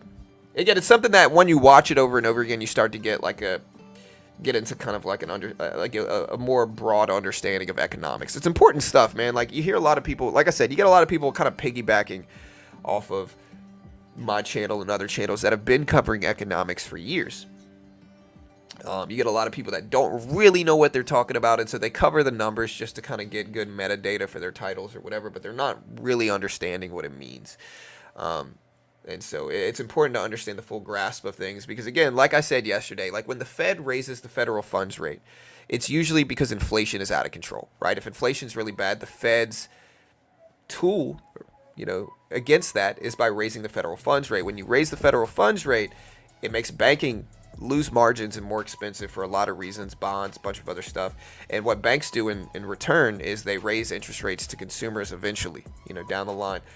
That makes consumers stop spending as much. So it discourages spending, and when spending is discouraged, inflation typically gets better. It slows. It very rarely goes down. Prices very rarely go down. But what they do is they slow down. Inflation is going to happen no matter what. Prices are going to go up continuously throughout the years. And it's one of the reasons the S&P 500, the NASDAQ, the major index funds, and the broad markets are going to move up over long periods of time. Because for one of the reasons is that inflation gets worse over time. So prices rise. Businesses earn more money because they have to, because inflation and their dollars are devalued less. And so in turn, from businesses earning more money because of inflation, the stock price goes up, the markets move up with it. It's when you zoom out, it makes sense. And so that's the situation we have. Every week we have a report. Mostly every week. Every week we have jobless claims. All right, guys. Hey, we got about 700 people here live. We still got about 5 minutes. A little bit over 5 minutes, actually. But we still got over 5 minutes. This timer is a little bit off, but that's okay.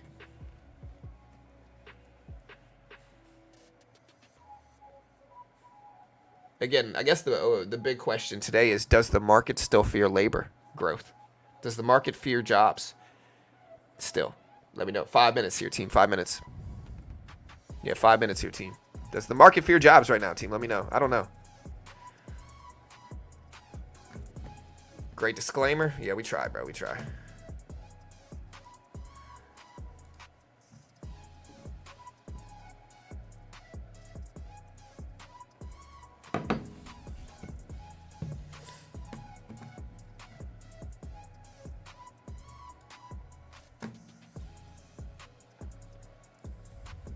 I think inflation is also because products availability, export and import was not the same before. It does become challenging for companies to sell products, hence they raise prices. Yeah, well, one of the things Powell talked about yesterday is that one of the reasons the labor market has been so resilient, and not resilient, I should say, has been so strong, is because, we had shipping problems and like import-export issues from, the 2020 situation and the consequences of that. So we did have shipping problems for years. And as those shipping problems got better and the economy went back to more business as usual in terms of business and shipping and stuff like that after the pandemic, that makes the labor market seem stronger than it necessarily was or is. That's one of the other things that Powell talked about. And it makes sense, right? Because like if the labor market is all out of whack and people can't ship things easily and there's delays and problems and stuff like that, when that labor market finally starts to do better, it's going to look like it's growing faster than it actually is, because it's more so just returning to normal, right? From very low levels, from very weak levels, it's kind of getting back to more business as usual, a normal situation. And that might look like more strength than it actually is, because instead of being really strong, it's more so getting back to normal. So there's a lot of nuance there with jobs and situations. Again, we got 3 minutes left, team. 3 minutes left. AMD and Nvidia both bounced at the 200 EMA volume weighted average price area. The QQQ still bouncing back a little bit, trying to bounce back. Gold is now dipping down some, so gold is looking weak, although gold has been in the same range for hours this morning. So we'll see if gold can break out of that range. You can see Nvidia on the left, you can see the Q in the middle, and gold on the right side here. If you have any suggestions on what symbols you want covered on the screen, let me know. Do you have any real estate price predictions for the year? No, not really. I don't know what real estate prices are going to be. I think we could see a couple different things. We could see commercial rebound, or we could see commercial get worse, and other. Again, I don't know what residential is going to do. I think eventually we might see lower mortgage rates this year, but when and if that happens is up in the air for sure. All right, guys, 2 minutes here, team. 2 minutes. Also, we're going to throw this thing in sub-only mode, so don't forget to subscribe if you haven't yet. Hit the notification bell. I appreciate it. We got over 800 people here live. Hit the sub button. Hit the notification bell. Thanks so much. Dollar index, the SPY. Okay, we'll put the SPY up on the left side. We got the SPY, the Q, and gold up on the screen. That probably works well. So here's the SPY. Here's the Q and gold. This is a little bit early here, so we're going to pause this. We still got a minute and a half left, guys. 1.5 minutes. And we do have manufacturing ISM PMI today as well. All right, guys, again, hey, listen, we've got jobless claims numbers dropping in less than 2 minutes. We got about a minute and 10 seconds. Hit the live button next to the play button. Make sure you're fully caught up on stream, team, as well. You got to make sure you're fully caught up on stream.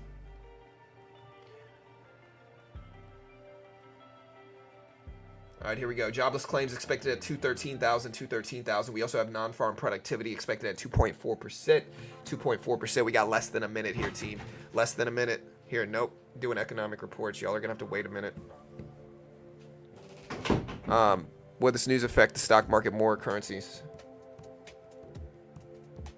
I don't know. They're kind of the same thing, just different influences. Is the soft landing more important than rate cuts? Yes, I would say. They're all, I mean, I wouldn't say one's more important or less important, but they have to do with each other. Soft landing means, like, are we going to hit a recession or not? And I would arguably say that's more important than when we decide to cut rates. But again, it varies. All right, 10 seconds, guys, 10 seconds. Hit the live button. Again, next to the play button. Make sure we're fully caught up on stream. We got 10 seconds left. We got about 1,000 people here. Here we go. Here we go, team. Let's see what we get.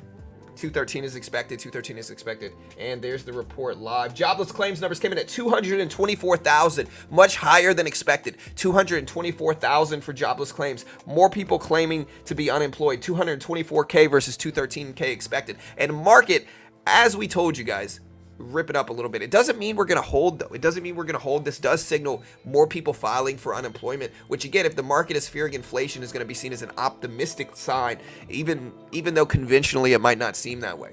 Again, market is pushing up a little bit. It's up to almost 420 now, reacting positively to higher jobless claims numbers. Again, jobless claims numbers came in at 224,000 versus 212 expected or 213 expected. 224K. Much higher than expected. So far, the market has reacted positively to this report. So far, the market has reacted positively. We also had non-farm productivity come in much higher than expected at 3.2% versus 2.5% expected. So again, the market is behaving similar to what we talked about, which is opposite to convention, in that market's pushing up from less people working. You know, meaning, again, it makes sense because the market fears spending, right? And so if less people are working, less people are spending, inflation is not as bad. At least that's the argument for a lot of people here. And so, again, I hope that makes sense, team. I hope that makes sense. Again, we're up to almost 420. Market hasn't really moved a lot. This is not really a huge move. Not really a huge move, but we have reacted positively to the report. Again, we're starting to move up a little bit. Gold specifically broke out of that range. Gold has reacted positively to this report as well. Let me put the Q up. Yeah, so we put a 1-minute chart up, and you can kind of see the move here. Let's see if we hold the 200 EMA volume weighted average price. So we have reacted positively. Sometimes the first move is the wrong move, though. So, like, sometimes we do the opposite. Initially, though, again, we reacted positively to higher jobless claims numbers, which, again, is kind of what we talked about. It doesn't mean we're going to hold in that direction, though, team. It really doesn't mean we're going to hold in that direction. Also, if you haven't already, check out Top Step if you want to day trade the futures market. It's where most day traders should go, in my opinion, right? But I'm biased because they're a sponsor. But I think most day traders try to go to like a cash account in stocks or whatever, and you're going to be so restricted in a cash account. You're only going to be able to go long, which is not how you want to trade. You got to be able to go long and short if you want to day trade. There's no PDT in futures, so it gets you around the PDT rule. You don't have to use a cash account.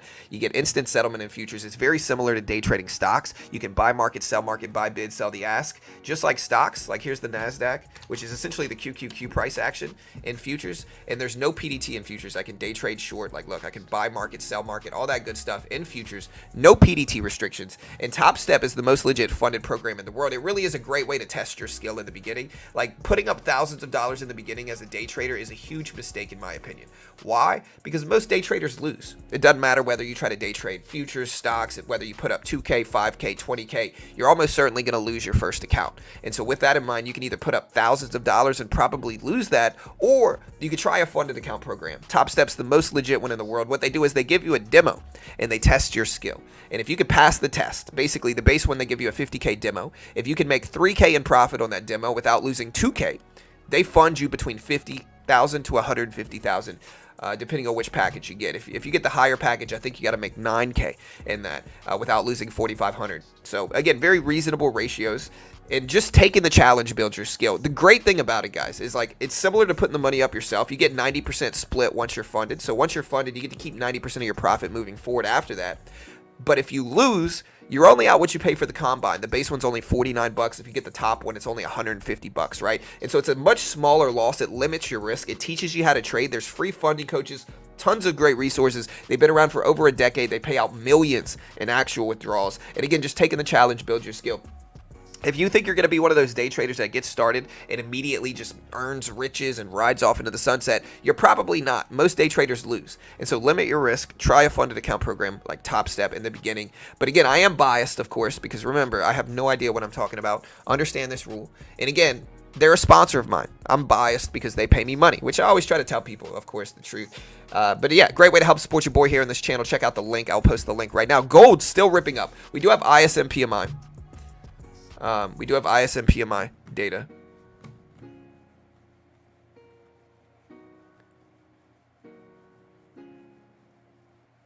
Well, I mean, that's not necessarily true. Z, he says you're gonna reset 20 times. I mean, you could, but again, I think the point is like you're gonna lose much less putting the money up your doing Top Step than putting the money up yourself. Almost every day trader I know has lost their first couple accounts. I lost my first account for sure, and most day traders do. And so it doesn't make sense, in my opinion, to put up thousands of dollars risking that as a new day trader. I know people argue it. Most of the time, the people that argue it, like try a funded account program, lose, and then blame the funded account program like it's their fault they lost. It's like, bro, you know how much money you would probably lose if you put the money up yourself and lost that? Much more. Much more. But again, traders are fickle sometimes, and it's very hard for a lot of them to be introspective and to be like, yo, I made a bunch of dumb trades and lost.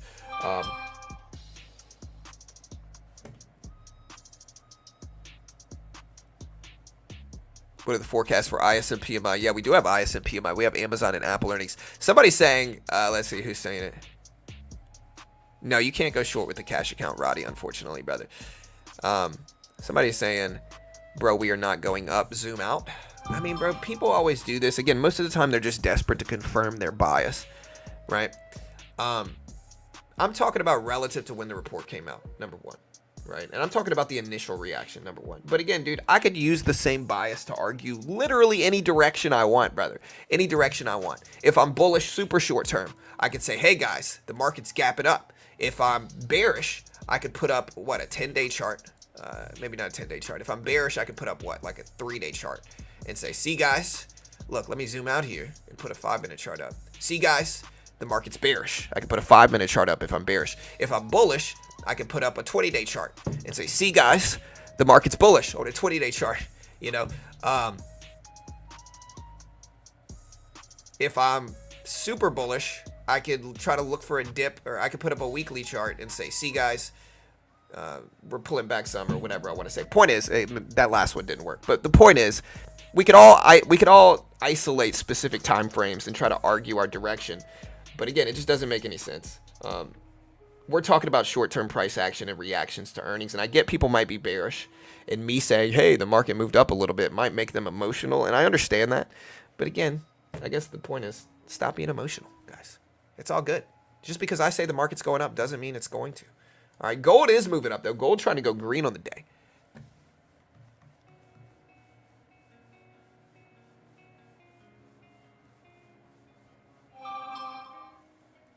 That is very true. Can't expect to always win. 100%, dude. 100%. I lost so much day trading. I tell the story like 20 times a week. But again, like I saved up $4,000 and I had this used book business. People ask me where these books come from. I had a used book business for years that I earned thousands of dollars a month from. But it certainly wasn't the income I'm making now. And at the time I had saved up like $4,000, and $4,000 was a lot of money to me at the time. It was a lot, you know, $4,000 was a crap ton of money to me at the time. And so what I did was I ended up putting all of that into a overseas platform called SureTrader that gave me 6-to-1 leverage. Got around the PDT rule, and dude, I lost that $4,000 so fast. I almost wanted to cry. Carol tried to talk me out of it prior to that. She was like, yo, don't do this. And I was like, I'm gonna do it. Because again, like, you got to understand the guru nature of a lot of, like, you get started day trading and you Google day trading. And what do you get? You get Tim Sykes, Warrior Trading, Financial Freedom. You could get rich if you just buy my trading mentorship program, guys. I made millions of dollars 20 years ago trading newsletters. So now all of a sudden I'm somehow credible to teach you short-term scalping day trading penny stocks. Like, it's just a ridiculous thing. You know, and a lot of the penny stock gurus are doing doing this. Look at the market rip up, guys. So again, I'm not going to say I told you so.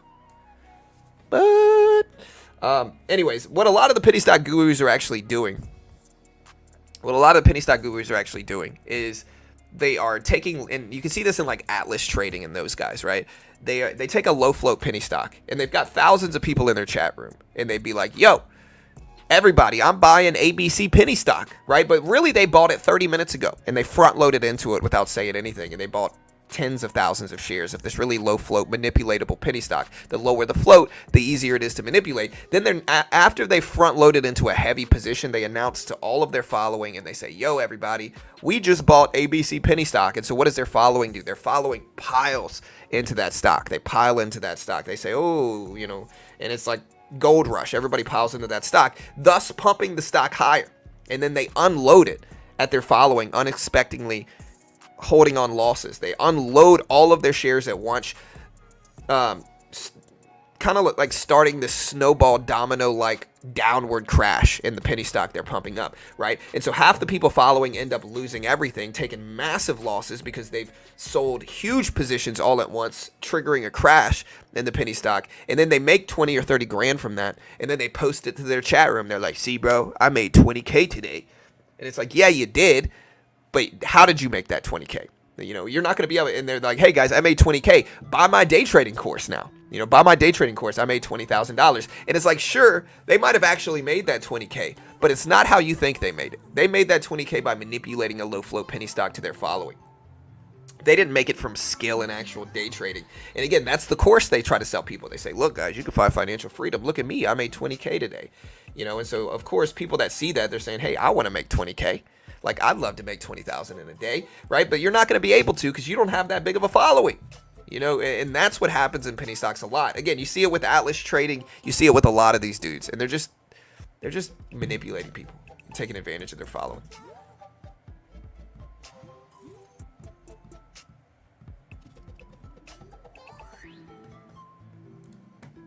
Yeah, I'm not saying any names. I'm not naming anybody here. So if people say names in chat, again, I'm not even naming anybody. I'm not attacking anybody here. I don't know who does this or what does it. I'm certainly not going to mention names. I brought those two names up because that's who I looked at when I first got started trading. And they've got some good and bad content. So again, I'm not attacking anybody here, just to clarify. Just be careful. I am asking very nicely, pretty please, do you have any idea of the high gold will reach today? No, I don't, sir. I can give you some support and resistance levels. You know, I would say if we're looking at support and resistance levels, highs, I would say 2075 is possible, depending on, it really, a lot of it depends on what we get today, guys. We got PMI data at 10. We have Amazon, Apple, and Meta earnings at 4. So it depends on what happens in those. We could 2075 is a level. $2,100 seems like a level if we get a lot of volatility. In terms of lows, we've got 2037 or 2038 right there. You know, 2030 maybe. So we're just kind of looking at levels, but I really have no idea. These are just guesses. Gold is green on the day, though, technically. Gold is green on the day.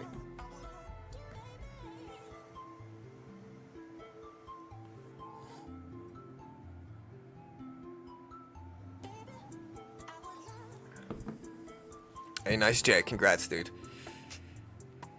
About Plug Power, bro. What do you think about the chart? Isn't Plug like a terrible chart? Plug is up today. Let me see. Here, I got you, bro. Hold on. Here's Plug.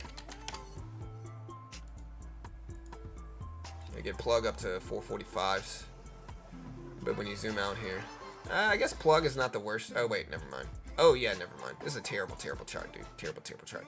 I don't know. It might succeed. I don't know. I really don't know. It's a low flow penny stock. I'm skeptical. But good luck. I hope you make some money, brother. It's up a lot in the last couple, weeks. So if you're making money, congrats. I'm not mad at it. Just be careful, bro. Gold up to 2050s. I don't know what probability elements. Nobody knows, man. I'm just kind of looking at levels. Yeah, again, I talked about this yesterday, Ricky. But like a lot of these penny stock gurus, and again, I'm not going to mention names. I'm not talking about anybody specific here, okay? But if the shoe fits, but again, I'm not talking about anybody specific. But like what they do, again, like a lot of them got rich in the early 2000s pumping up newsletters or buying penny stocks that were getting pumped up in newsletters. And so they would get all these newsletters, get the announcement a little bit early, buy the stock, and then the newsletter pump would force the penny stock higher, right? A lot of them made millions of dollars doing that, but that kind of loophole kind of trading system is now closed. Like you can't make money like that really anymore. Not easily, at least. And so a lot of the time you'll hear some old school penny stock gurus bring up how much money they made in markets, right? But they made money doing stuff like that. That's not really possible anymore in that way, right? You can't make money by buying up penny stocks pumped up in newsletters anymore. It's just not how it goes anymore. And so trying to use that as credibility building thing and trying to act like they can somehow teach you how to do that in modern age of trading is misleading. It's just misleading. It's just not how it goes anymore. And anybody that understands markets and has been around long enough will tell you that. But again, the problem is that people are desperate to get rich. Like they want to get rich. They want to believe it's possible. They want to believe that with no following that they can make 20K day trading a penny stock every day or whatever. And I get it, man. Let them live their life. But I don't think it's gonna. I don't think they're gonna do it.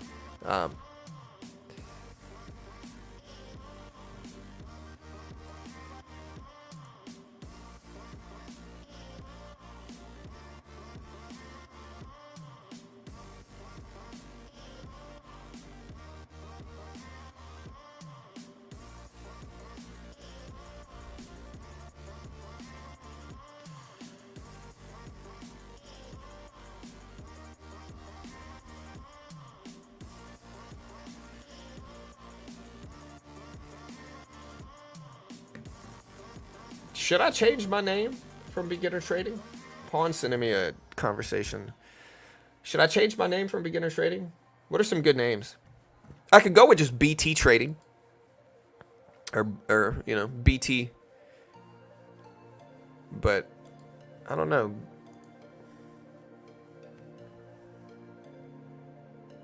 I could just switch it to my name, which is John London.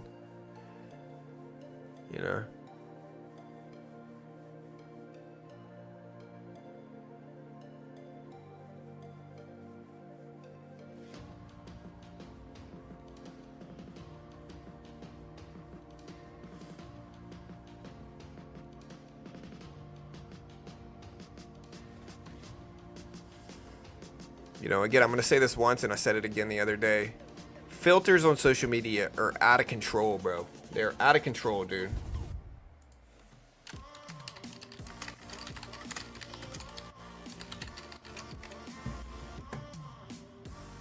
Like, these are out of control, bro. Like, they're so crazy, dude. And again, I think it's like an addiction for some people, bro. It's like you got like 70-year-old people on social media acting like they're just completely wrinkle-free. Completely wrinkle-free. Come on, guys.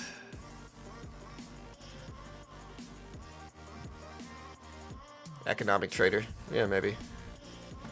The wrong trader. Definitely wrong. London trading, pretty cool. Yeah, but then people would think I'm England-based. My last name's London. I'm definitely British, and I've got a British ancestors for sure. But yeah, I don't know. Don't change the name.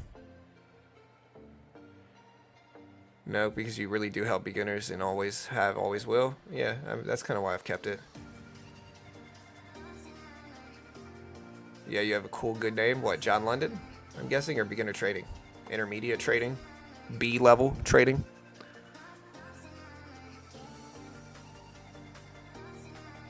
I think with 123,000 subs, your channel name is already a brand that people recognize. Changing it will definitely do something wrong long term. Yeah, I guess you're right. Top 3 trader. That's one. Again, QQQ at 420s.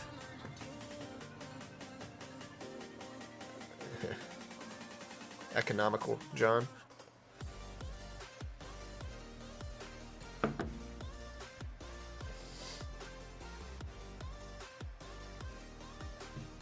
Social medias are so pros at selling courses. Yeah.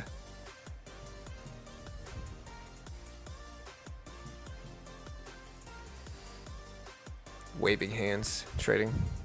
Wealth with John. Yeah, I don't know.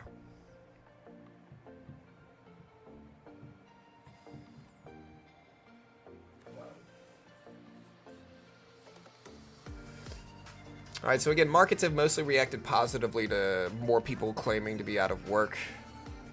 Sailboat trader, dude, I can't freaking... I'm definitely top 3 worst sailors in the world right now. Worst sailors in the world, dude. I can't sail. I get so seasick, bro. I get seasick on a cruise ship.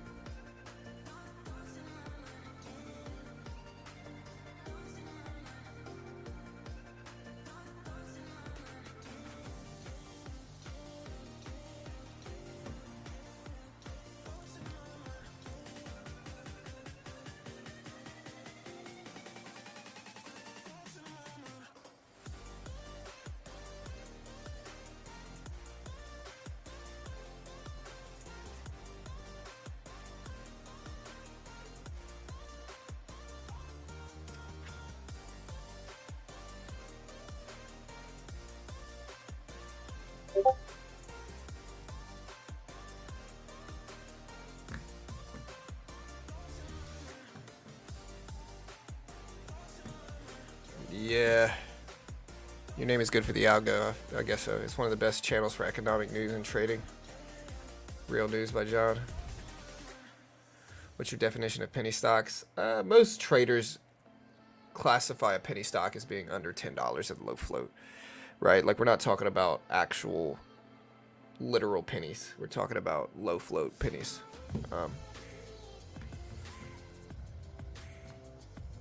All right, guys, ISM PMI data today.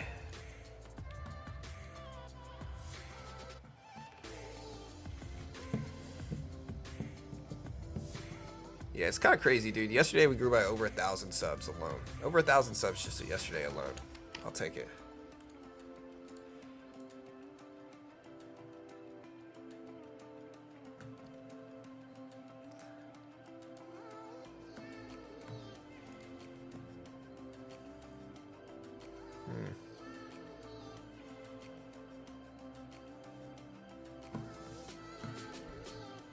Gold's still moving up. Again, we do have the Q sitting right at that 200 EMA VWAP level. Right there.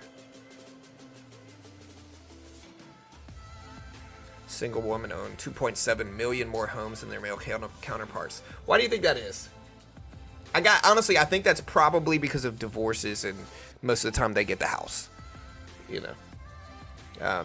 That's my guess, but maybe I'm wrong there. What do you guys think? Did we have any earnings today? I think we did, right? I know we have Meta, Amazon, and Apple earnings this evening. I'm talking about this morning. This morning we had Altria, Royal Caribbean. Peloton dropped earnings this morning. Yeah, so interesting.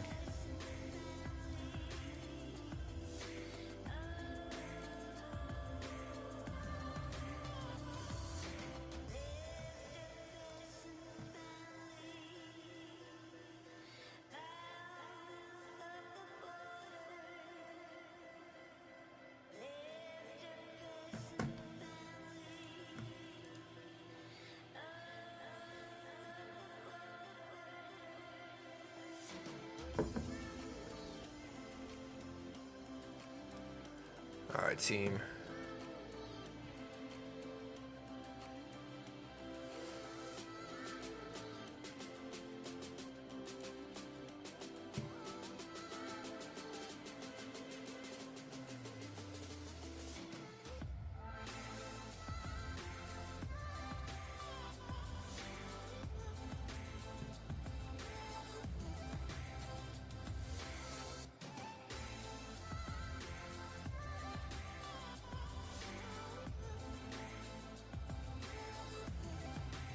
All right, guys. So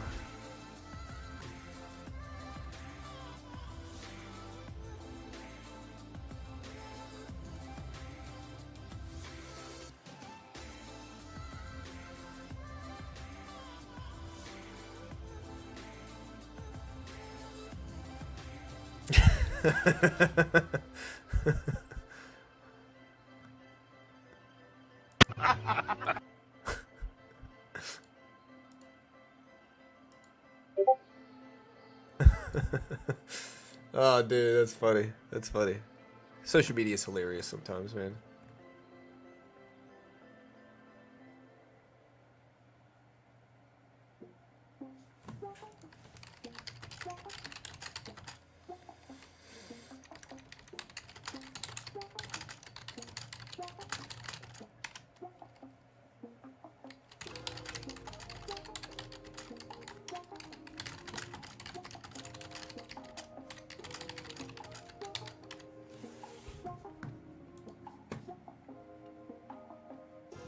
John, your laugh sounds like Musk's. Did you know that?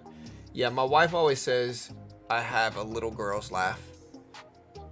When I find something truly funny, it's kind of like hee hee hee. You know, my wife makes fun of me about it. That's not my real laugh. But my real laugh, when I'm actually genuinely laughing about something like that I can't stop myself from, it sounds like a little girl. Top 3 little girls' laughs in the world right now.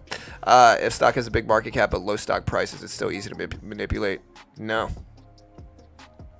Or it depends on the float. I mean, not the. If it has a low price though and a high cap, it usually means the float is large, which means no, it's not as easy. Not as easy. Why is Etsy up 10%? I'm not sure.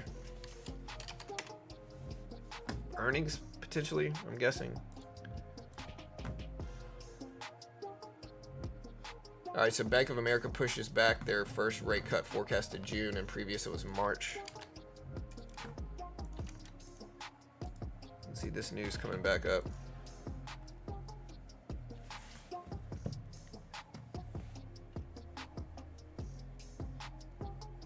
Apple results, Meta. Yeah, Apple, Meta, Amazon tonight.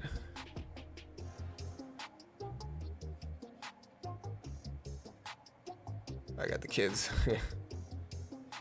Plus, it's easier for girls to be OnlyFans. Yeah, I mean, bro, I'm not gonna say they have it easy in trading, but bro, they could be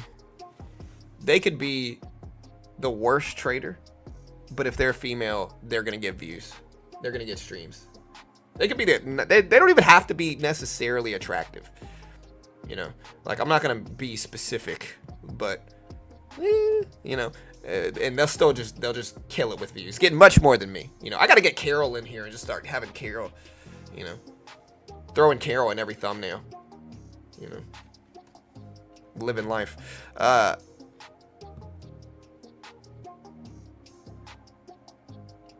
you trying to day trade, Samuel?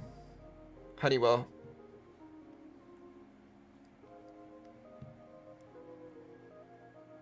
Inverse head and shoulder on the Q, maybe.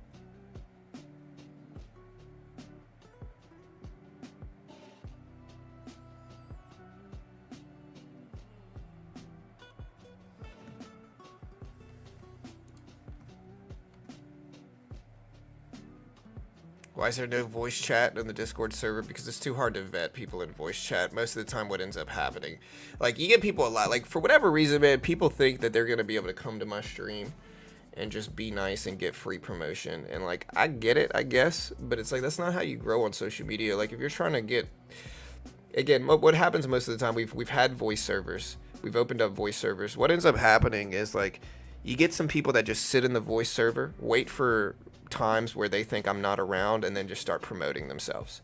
And so it's a waste of time. It's unnecessary. It just makes, it's hard. It's too hard to police that, unfortunately.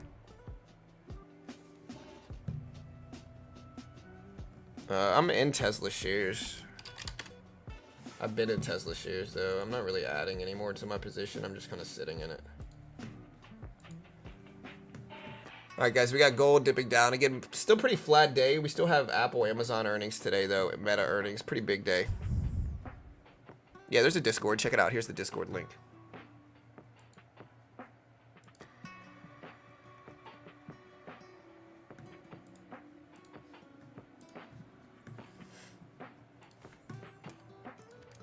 No, I'm good, Daniel. I don't know you well enough to have you mod. Again, I don't want a bunch of mods, bro. Like, again, there's too many expectations for it. Like, one of the things I've seen, like, you gotta understand, there's a lot of moving parts to running a channel like this. There really are.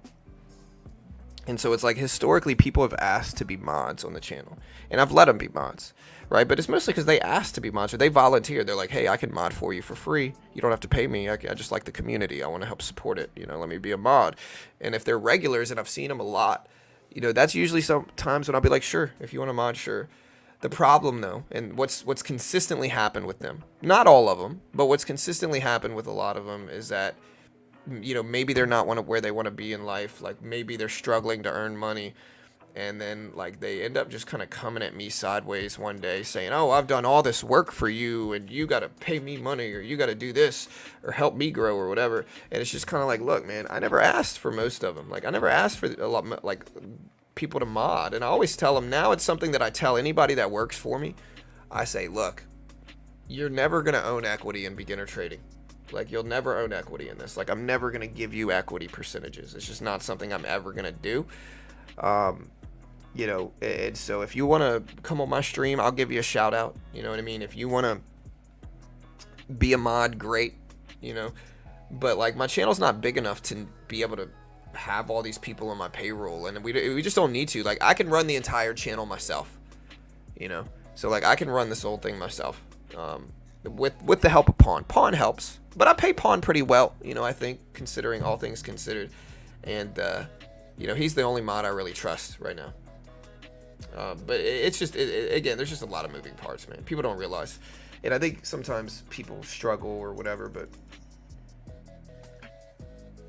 over time, it just gets stressful to manage it all. And so, yeah, it's been pretty quiet. Yeah, I'm not going to be too specific about my average, Larry.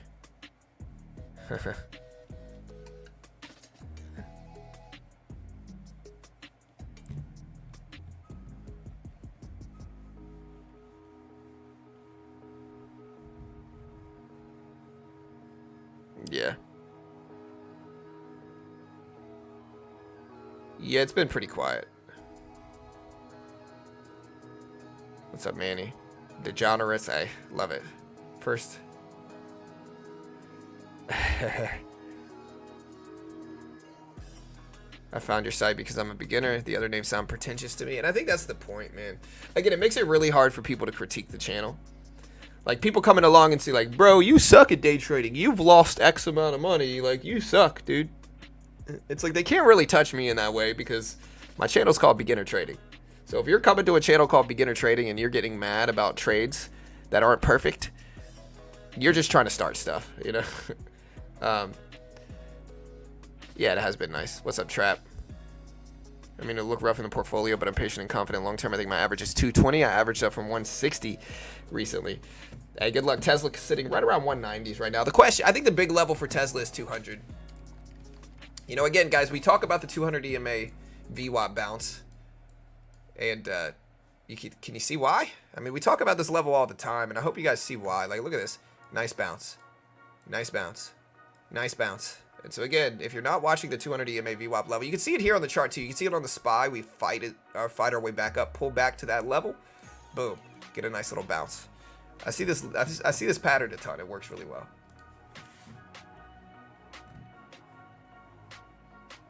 Because he owns pawn. He has historically owned pawn shops. Is why his name is Pawn. Gold getting manipulated today.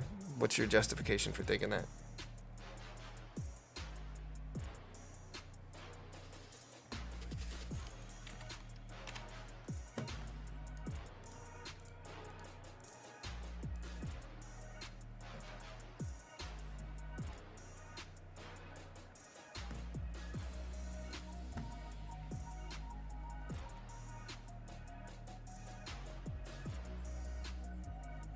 Can you give a basic overview of futures and link a video? Sure.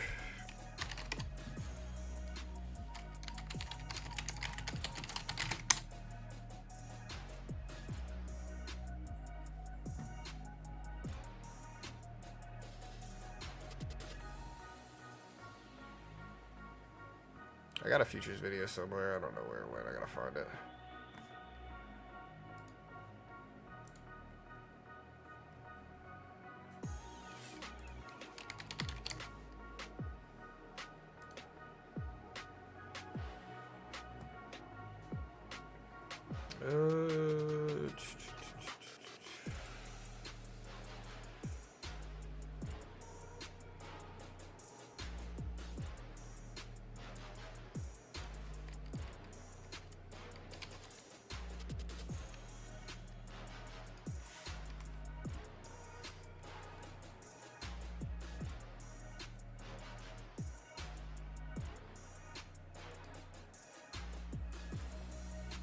Sorry, I'm finding it. Here's a video. So here's a video called "Why New Traders Should Use Funded Account Programs." What's your background? Software development, JavaScript, React Native, real estate as well. Right one is gold. All right, look at that big dump. This must be catalyst driven, I think. Not 100% sure, but it must be catalyst driven. Hey, what's up, Christian? Let me change the title because I know we have.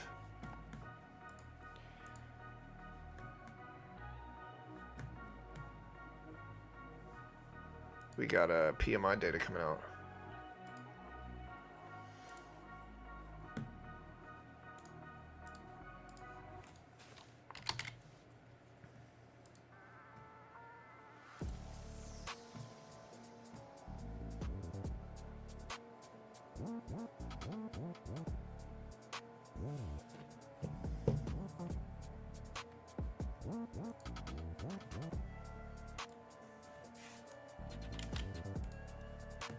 Alright guys, let's put this up.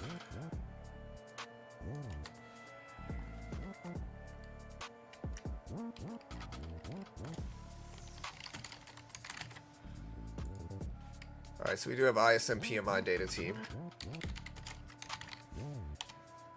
Alright.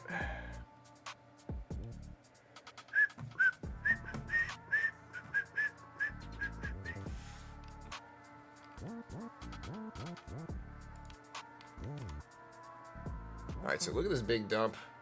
Hindenburg Research LFST report.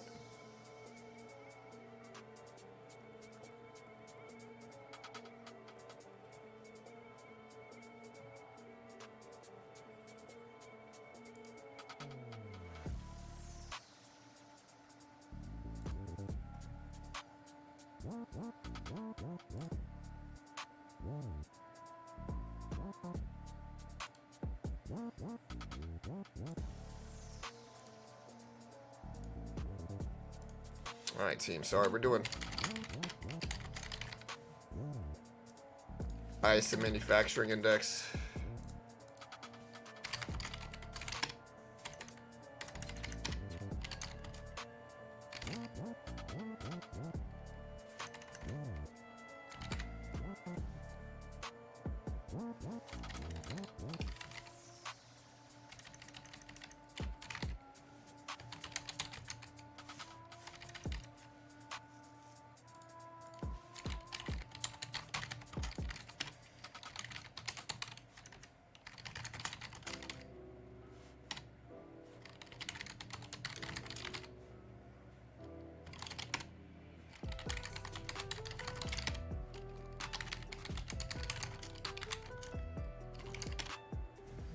All right, team. So again, today we've got ISM Manufacturing report.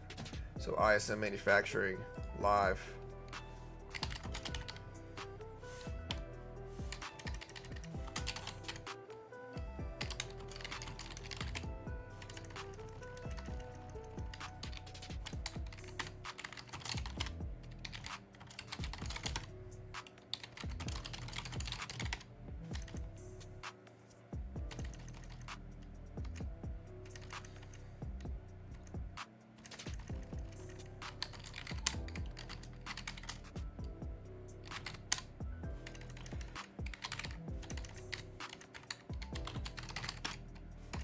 All right, so I think we got that good. Let's see what else we got. All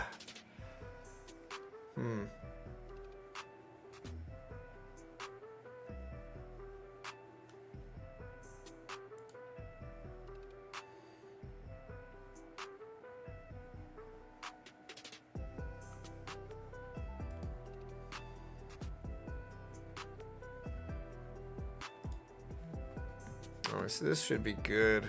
We got ISM PMI data.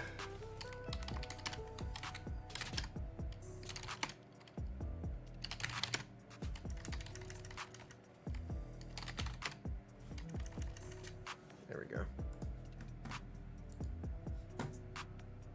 All right, looking at our poll number, would jobless claims come in higher or lower? I know people got a little bit extra time to vote, but let's do another poll. Does the market want stronger or weaker ISM PMI data? Stronger, or ISM, or let's just say ISM manufacturing data.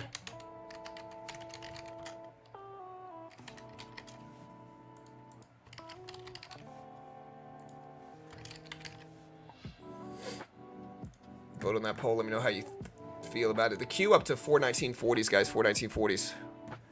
What do you think about shorts on SoFi? SoFi is still trying to move up here. So it's still trying to move up. It's at 790s here, 790s. I'm in SoFi right now. It's kind of a longer term play, though. It's a mid cap that I'm not going full broke on. Like, I'm taking a smaller position. But again, we'll see what happens here, team. We got 20 minutes left. 20 minutes left. We are going to day trade some, guys. Before we day trade, of course, like we always tell you, remember, I am terrible at this stuff. Have no idea what I'm talking about and might be wildly wrong about everything I say. Understand that. Before we get started, of course, we day trade regularly, daily here. We are going to try to earn some money today. This is a Combine account. Again, we are funded in multiple accounts, but I'm trying to get 30 on my Combine account. 600K.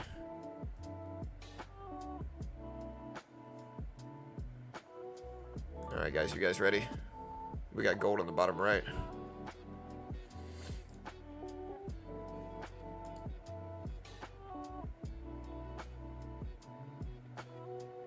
Yeah, I could tell everybody to buy Apple right now and it wouldn't do anything to it. People have to understand float, right? Like I once had somebody in my live stream kind of like say, hey guys, if we all buy Apple right now, you know, we could get rich. And I'm sitting there like, bro, look up what a float is and how it influences stock price. You know, again, like I said, with 500 people here, we could all buy Apple at one time and it would be a very negligible move on Apple, just nothing.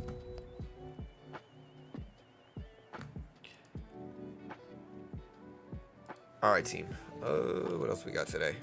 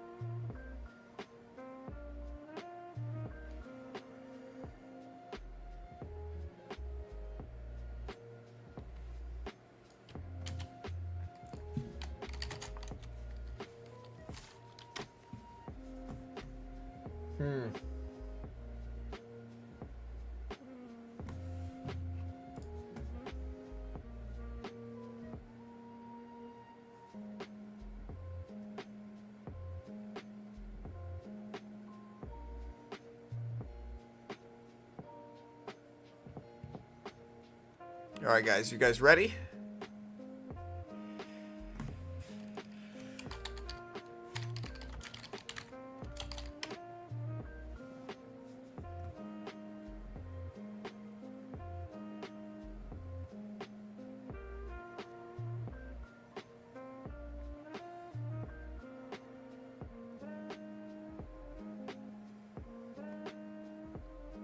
NASDAQ pushed it up a little bit. We'll get ready to try to trade some.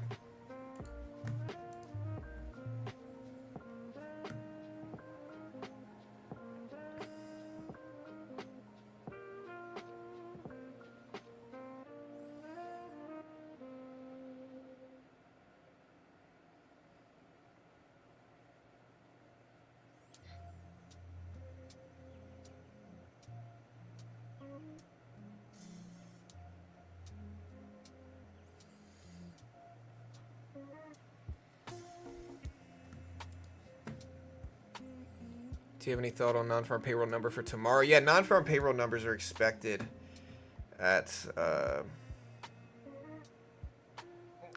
non-farm payroll numbers expected tomorrow at 187,000. It's really interesting because unemployment is expected at 3.8%. Again, it's really interesting because number one, we had prelim payroll numbers yesterday, right? On Wednesday, we did have prelim payroll numbers earlier in the morning. The prelim payroll numbers came in at 107 versus 150 basically expected, right? So the prelim payroll numbers came in much lower than expected relative to tomorrow. So again, we'll see if we see, this doesn't always mean there's a correlation though. Like sometimes we'll see the prelim numbers come in way lower and the actual payroll numbers come in super high or something like that. That's not uncommon as well. So it doesn't mean anything. It's not like you want to just short the market now because you think payroll numbers are going to come in low, or long the market now because you think payroll numbers are going to come in low.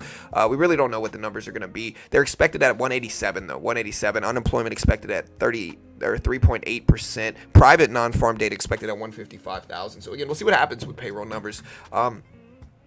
Again, though, the question is, does the market want more or less payroll numbers? And I really don't know, man. I really don't know what the market wants there.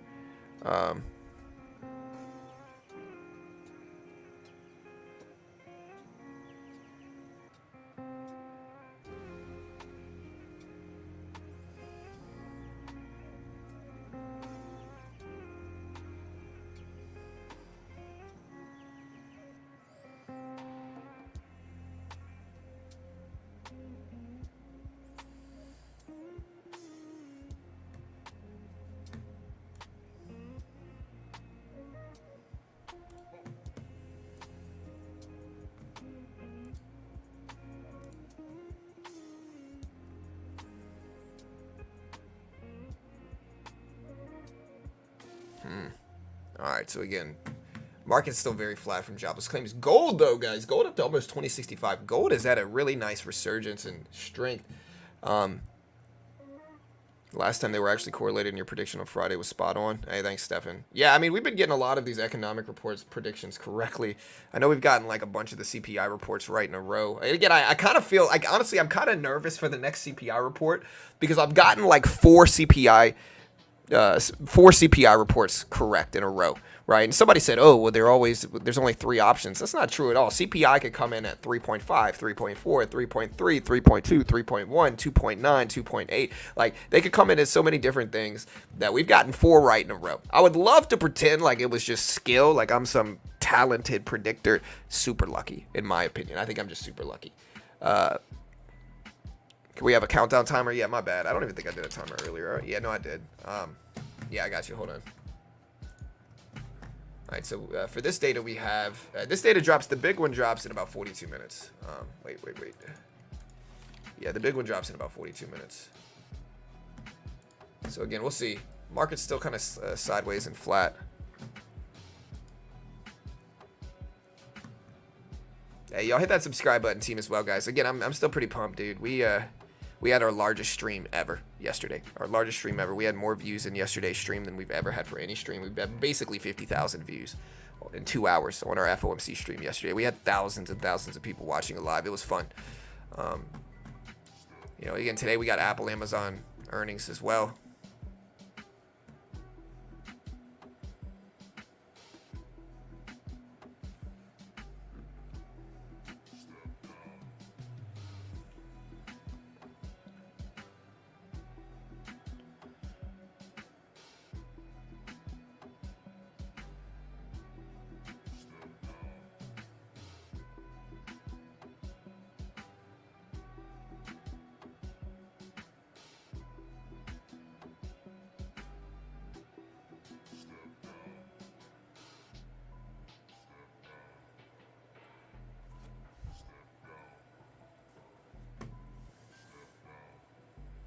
All right, so Kathy Wood says ARK's optimal Bitcoin allocation for portfolios is 19.4%.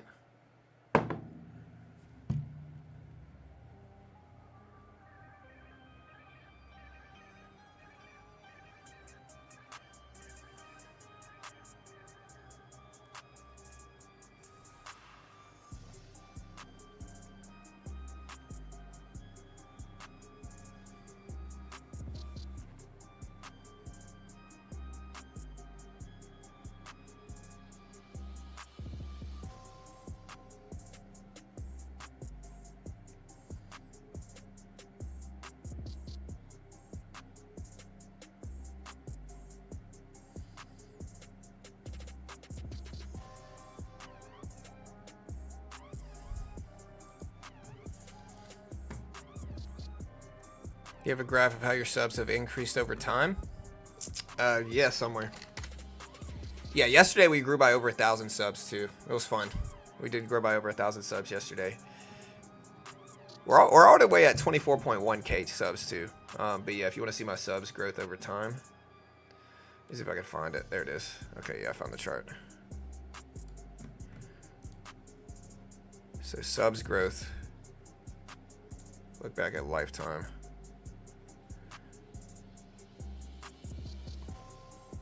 There it is. So yeah, my subs growth over time is this graph right here.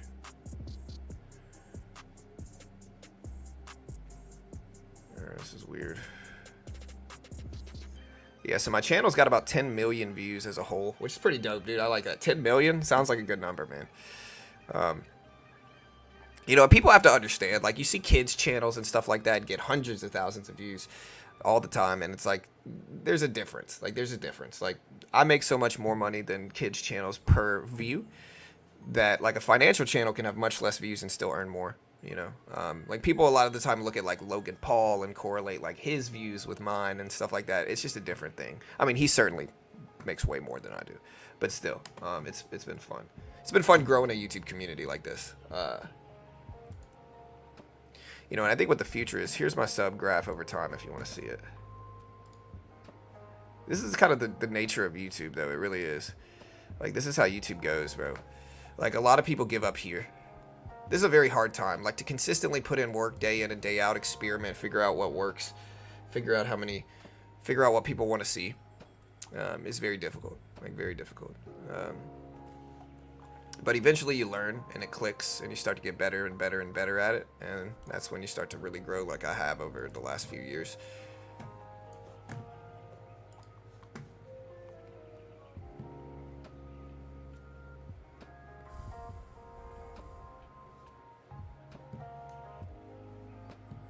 Bitcoin at 1.5 million by 2030. 2030 is a long time, though, brother. It's a long time. So... yeah, like 2030 is a long time.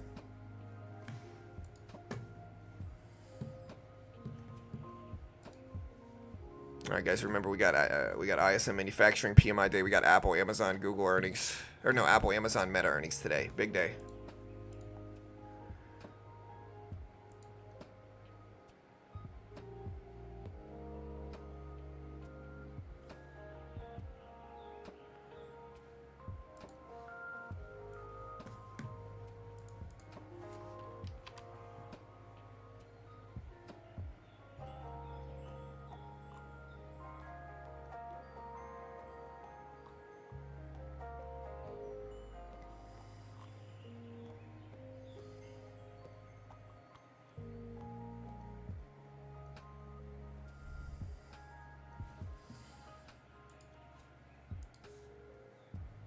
Would you also consider streaming on other platforms? I could. It's just gonna be. The growth is much harder over there. So it just depends. Like, it depends. The growth is much harder elsewhere. Like on TikTok, you can gain a bunch of followers pretty easy and get a bunch of views. But you got to think the context of it is like. All right, look at the NASDAQ breakdown a little bit. So we do have the NASDAQ breaking down some here. Look at it crack these lows. So again, we're pretty much flat since the jobless claims report came out this morning. We're not really moving that much. But yeah, like as an example, like you can get a bunch of growth on TikTok, but it's not going to be the same. Like, if you think about it in the context of views, right? Like, somebody watching a 30-second clip, sometimes they're going to accidentally watch it 5-10 times, you know. That you see that happen a lot. And so it's much easier to get millions of views on TikTok than it is to get millions of views on YouTube. You know, it's much easier to grow a TikTok than it is to grow a YouTube channel. Like, YouTube channel subscribers and views are worth way more money than other social media platforms, you know. And there's a reason for that, is because it's much easier to monetize once you have them on YouTube, and it's harder to get. It's not as easy to grow here than it is in other social medias. All right, guys, so NASDAQ still flushing down, breaking down a little bit here.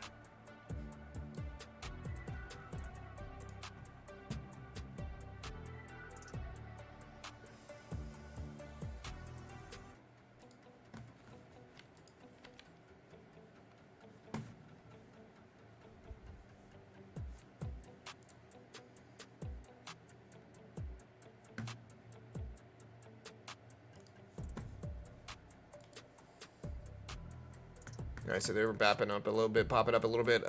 We have 4.5 minutes until the market opens, and then about 30 minutes after this, we're gonna get the PMI data, which is a pretty big drop. It's not a huge drop though. It's ISM PMI, so it's not as relevant as like other stuff, but it's still important.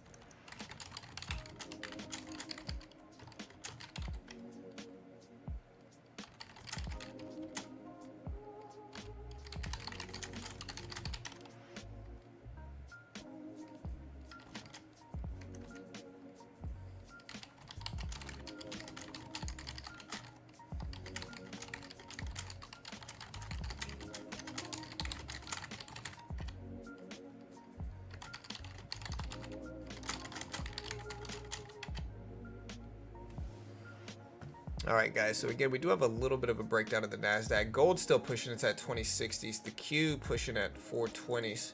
SPY up at 485s.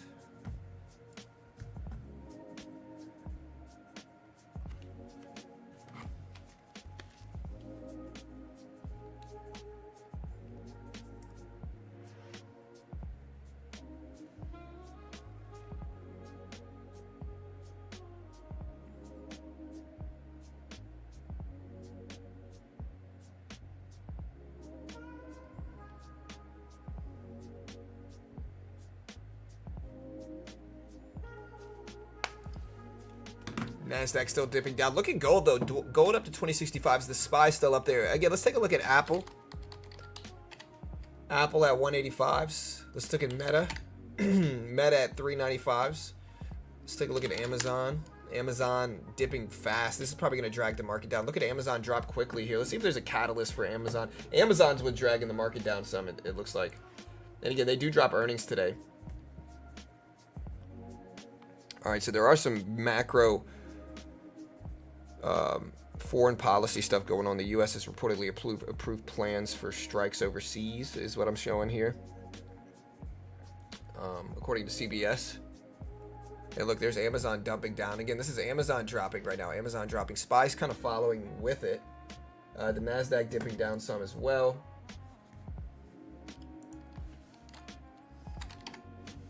Interesting. We're in Boeing, and Boeing's almost breaking highs again today. You'll have to see it. Tesla now falling down some, but it's green on the day.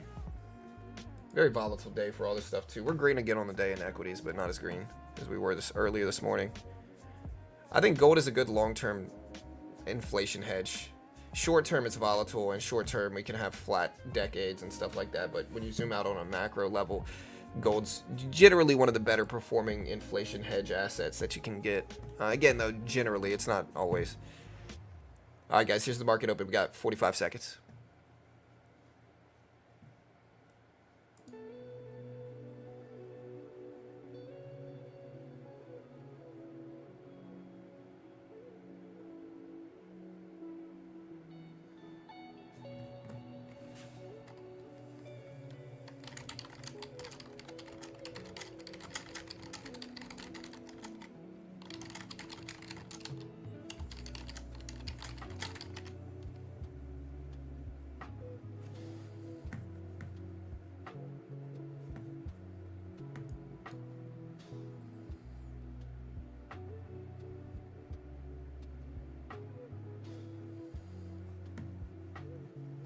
So we got a little bounce here. I'm going to short this real quick. The market opened just now, though, so I'm going to wait to short, although I'm really thinking about it.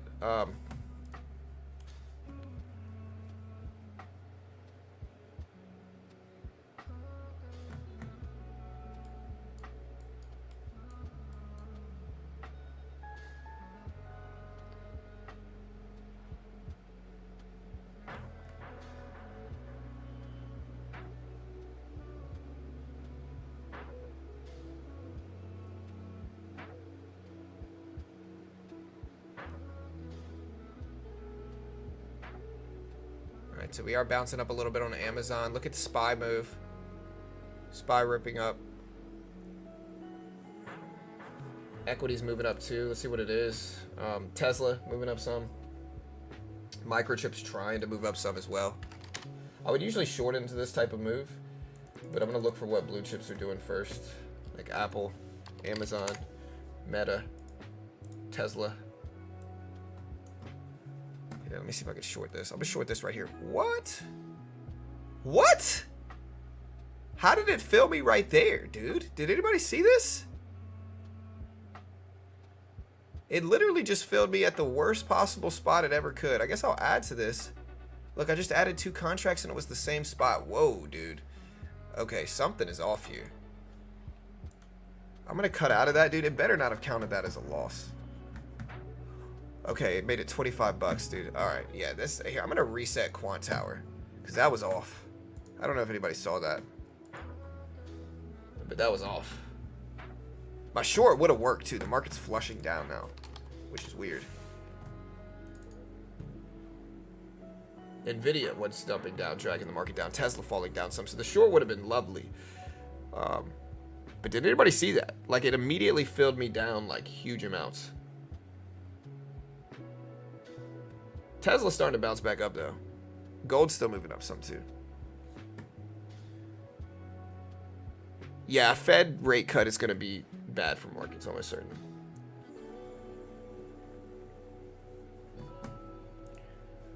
All right, so bear with me, guys. We're getting relogged back in.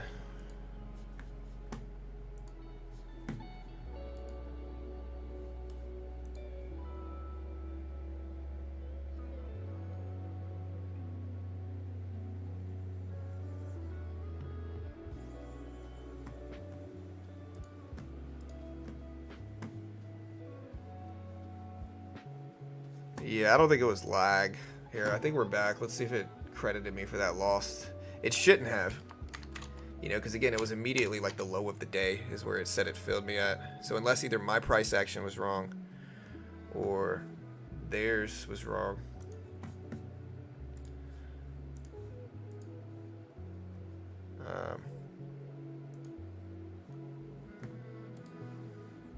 Yeah, sorry, I'm looking it up.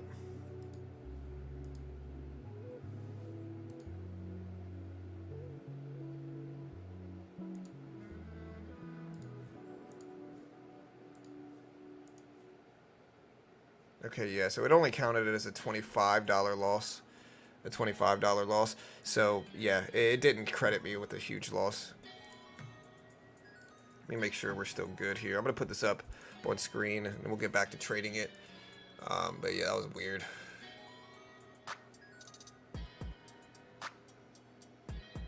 Wait, is the price action frozen?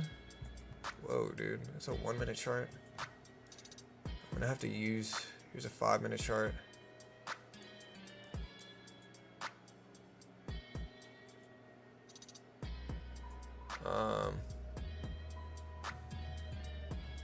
My price action's frozen.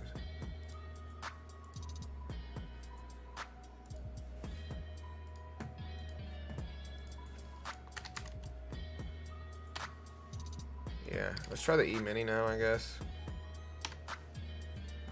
Alright, the E-mini's actually working, so we're just going to trade that, I guess.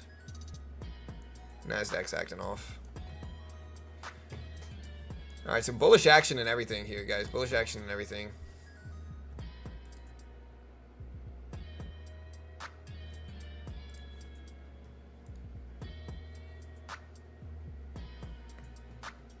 Alright, so here's the E-mini. E-mini's fine. And this is the S&P 500 price action, basically, is what it is.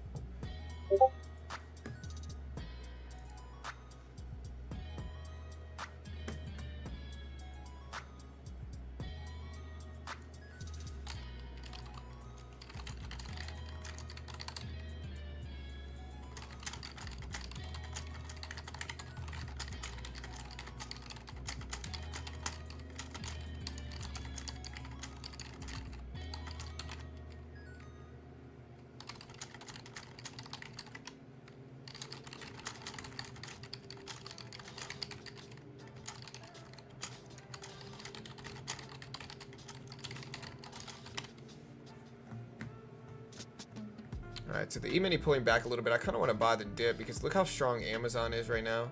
I'm going to go ahead and buy this dip in the E-mini. One contract here. See if we can make our money back that we lost and see if it refreshes at all. We got a nice little dip buy here. Alright, so we just made 50 bucks, so we're actually green on the day now.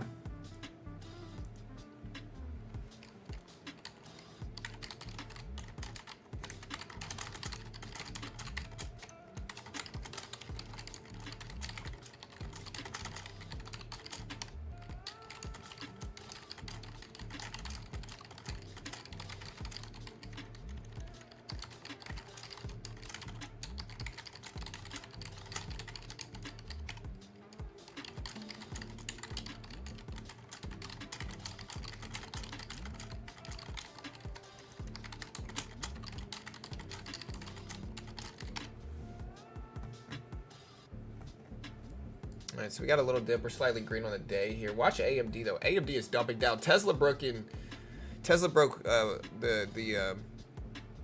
highs of market hours. But again, we're gonna take a risk. We got a little cushion here on the day. We might add to this too, because remember, this is a combine account.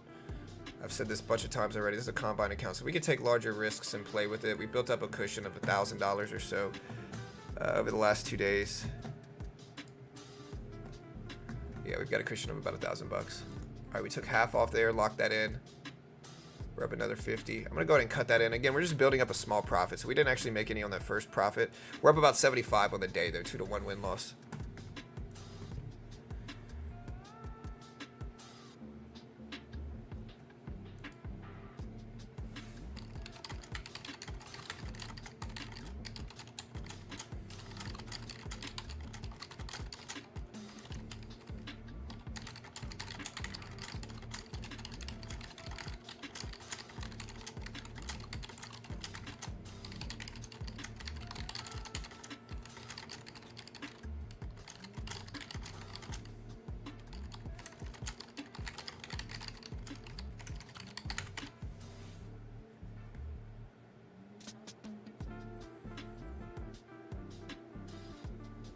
Alright, so we're now pulling back a little bit. We will buy this dip. Bad fill here, but that's okay.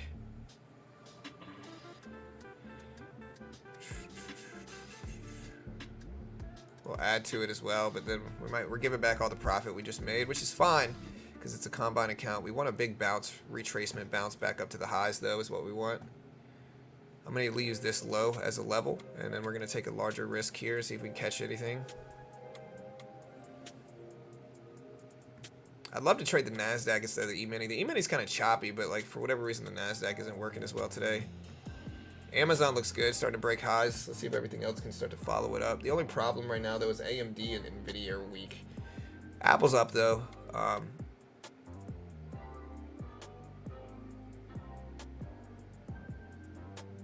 right, so we're flat, slightly green. All right, took half off there. Took another half, locked it in. So we're up about 100 on the day, a little bit more now. We'll let this roll, though.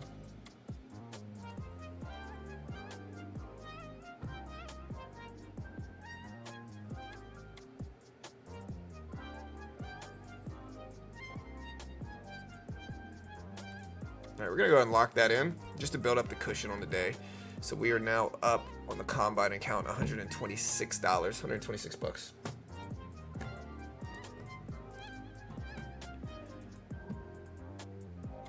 You get funded. I mean, the following steps, I would scale down your size. AK, I would scale down. Apple earnings are today. Amazon earnings are today. Meta earnings are today as well.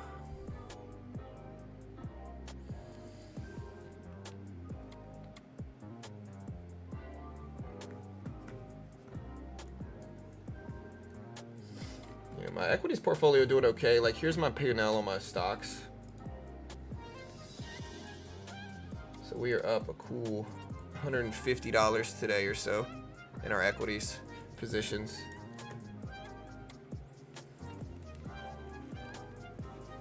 Hey, nice, James. Could have held that position and maybe maybe rode that back up, but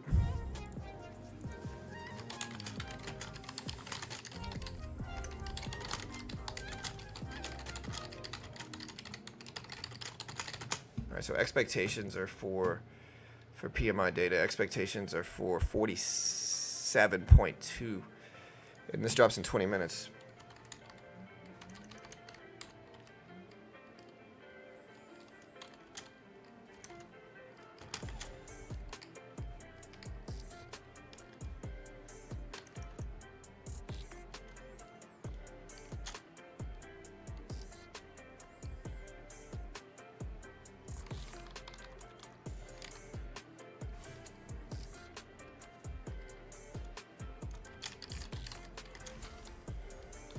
All right, guys. So again, PMI data drops in 20 minutes.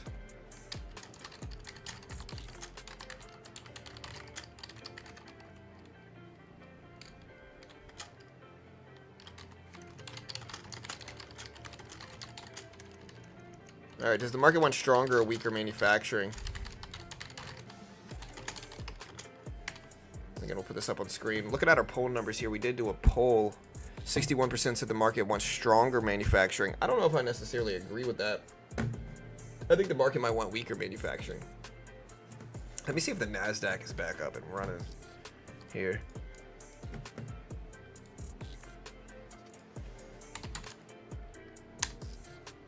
And we've been having fun trying to get funded on our Combine account. And again, this is one of those things where if we can pass this test, they'll fund us another 50K. And we already have 2 funded accounts. Again, we don't really need to get funded. Like my TOS account's got 60K in it, you know, so like we don't really need to get funded, but I think it's really good for people that don't have that much equity. A great way to learn how to trade. If you lose, it's not the end of the world, but if you're good enough to pass it, they fund you between 50 to 150K with a 90% split. Great way to learn how to day trade. And again, if you want to check it out, they are a sponsor of mine. I'm certainly biased, of course, in their favor because they pay me money, but if you want to check it out, there's the link. But again, we've had a pretty good time. Like if we look at the last 7 days on this account, let's see if it'll pop it up. These are our results so far. You know, again, we built up about a profit of, I think we're over 1,000 actually. Or no, we have a net profit of $975. $975 net. So not doing too shabby here, day trading this over the last, week or so. Yeah, once you're funded, you got to preserve your account for sure.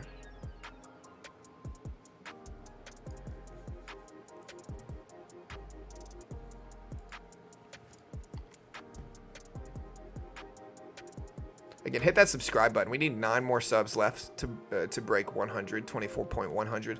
So do it now.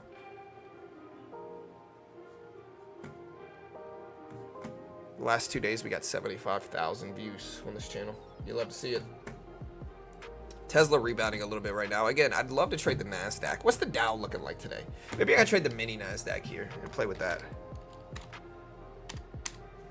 Yeah, so the mini NASDAQ is working. I don't know what's going on with the regular NASDAQ on Quant Tower, but hey. We're all at the whim of technology.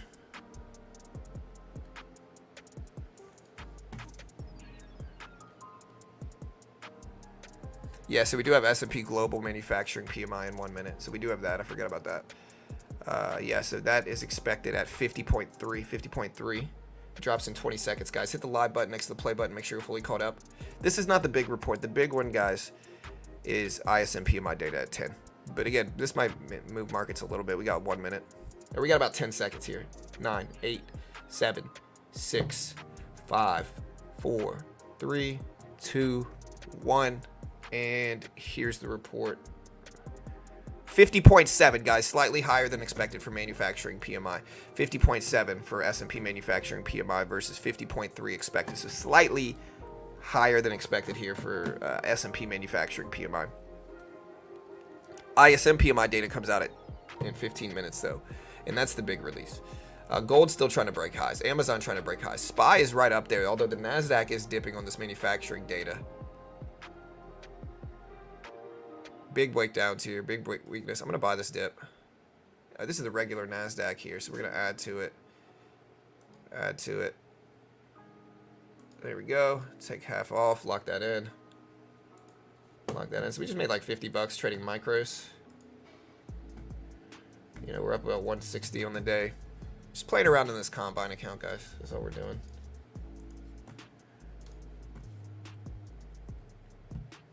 I would reach out the top step to see what's up.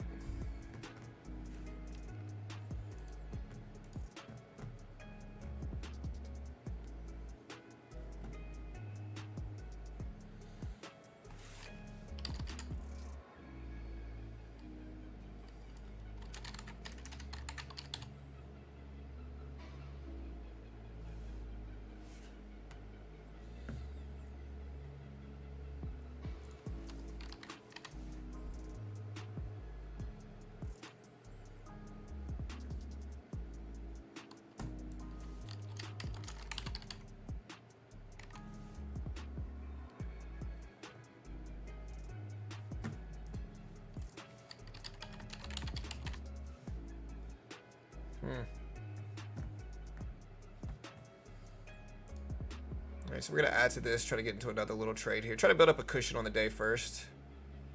We got 2 contracts here, so it's small. Try to add to it if it dips down more. If not, we'll take profit on a bounce. Alright, so we have 5 contracts here, but we got to be prepared to cut this. I don't like this, how big this candle is. We break the lows of this, we'll get out. Nah, we're out. We got to cut it. So we're still up about 100 bucks on the day, but not as much. Again, unfortunately, I'm gonna switch to the E-mini. I think it actually looks a little bit better than the NASDAQ today. And again, we'll buy this dip if we get a good action. Here we got 13 minutes before PMI data drops. ISM PMI data too. So again, we're buying the VWAP bounce here, adding to it a little bit, see if we get a good average fill.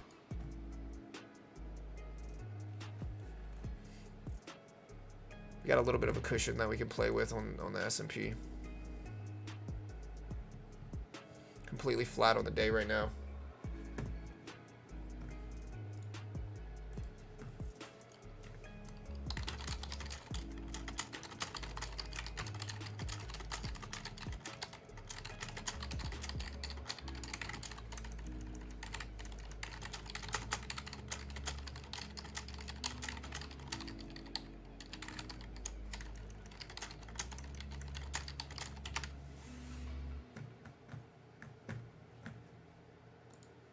Alright, so now we're definitely losing about 100 bucks here. And I'm going to have to cut that. So now we're down about 100 bucks on the day. And it's all good. Again, sideways range essentially since the opening bell. Like, just to put this in perspective, here's the opening bell here. I think the whole market is just kind of waiting for all the big earnings. You can draw a rectangle around the price action. We are starting to break down underneath this, though. And so maybe we'll get better volatility moving forward.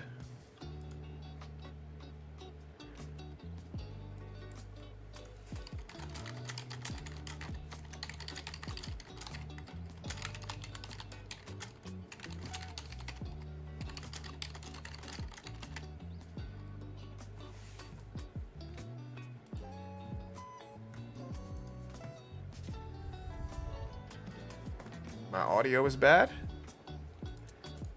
Is my audio bad? It shouldn't be. I mean, I can put my mic pretty close to me here. You know, so my audio should be pretty good. Let me know if it is or not. I don't know.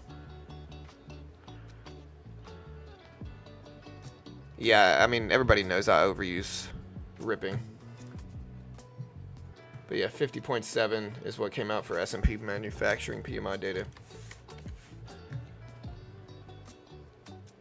No, it's good. It's okay. Yeah, it has to do with where I am on relative to the microphone.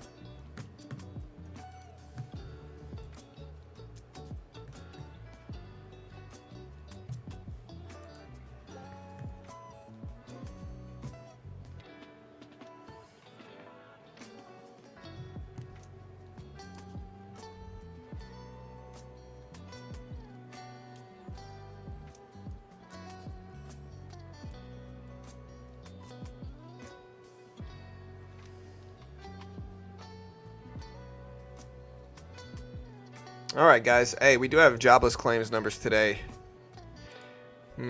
Got a big bounce up.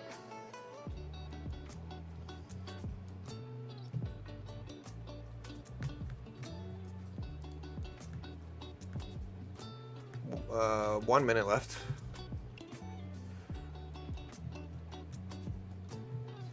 And again, it just might be one of those losing days here. I see Amazon potentially bouncing. Like, it looks strong. And so we'll try to buy a dip here in the S&P and see if we get something good, but kind of a 2 steps forward, 1 step back type of situation sometimes with markets and trends.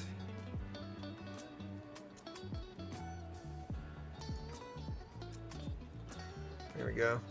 All right, we just took half off there, locked it in. Still up 25 bucks.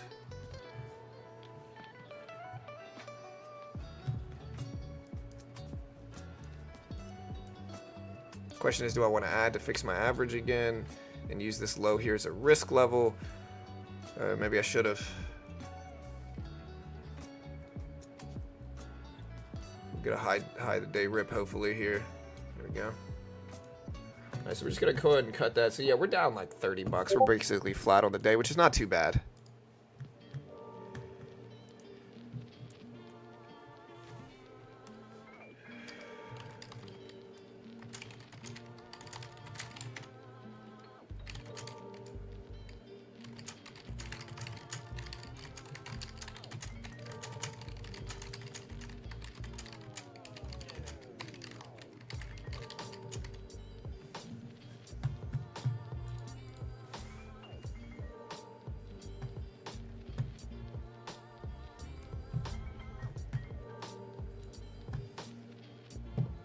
Good. All right, good plan. Yeah, I mean, again, we're up. Again, I'm gonna go ahead and buy this dip again down here. Bad fills today though on the E-mini. All right, so a little bit of gains here. Again, we're completely flat on the day now too. Again, I'll keep the ad in my back pocket on this dip here, and then see if we get a quick retracement back up. We can take profit into. It's a big day, though, with economic reports and earnings, so it's like the market could just be flat in anticipation of all these reports today. And yeah, we're just getting punished on this one. We'll go ahead and cut that. I don't want to... I got to be pretty risk averse. We're now down about 200 on the day. But again, I mean, if you look back here at the actual chart, and I can't fake this, right? But if you look back at the chart the last 7 days, like, we do have a little dip from today, which is all right. Like, it happens, you know. Since I'm losing a little bit, I'm going to pivot back to the micro NASDAQ, which is looking a little bit weaker than the actual S&P, which means tech is dragging the market down, I think, right? But the SPY completely flat, completely choppy. I don't think there's much edge today. My equities portfolio is actually green, though. Yeah, is it NYCB what the Hindenburg report came out critical of? They had a Hindenburg report earlier, I think, that talked about that now. Hindenburg Research, oh no, it's LFST, Life Stance Health Group. They dipped all the way to 375 and they're back up to 550.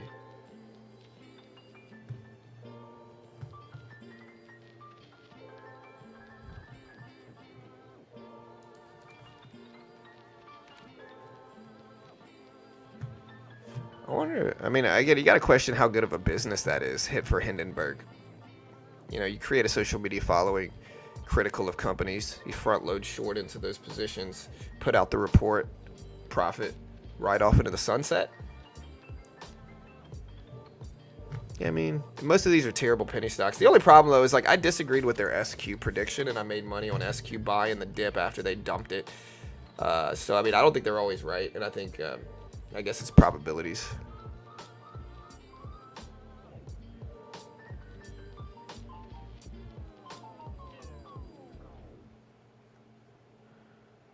New York Community Bank, NYCB, falls 40% after earnings. This is the bank that acquired Signature Bank. All right, guys, this could be what people are fearing right now. So that's what they're talking about. That's what somebody in chat was talking about as well. NYCB, this is New York Community Regional Bank.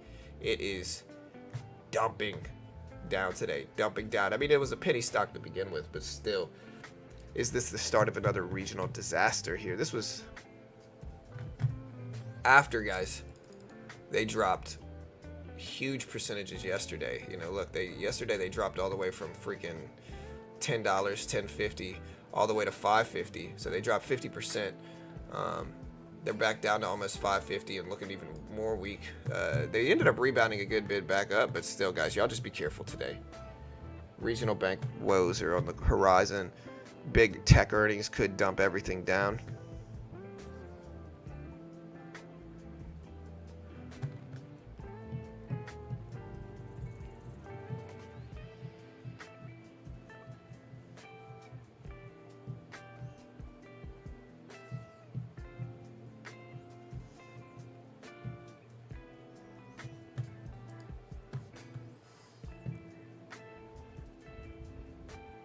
It's legal if the report is fact-based. They investigate it. Yeah. Again, that's it. I'm curious about that business model.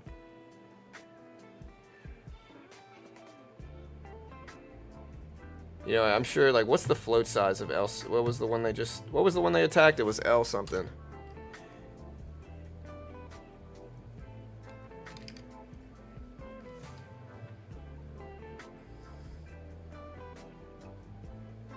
LFST, life stance is what it was.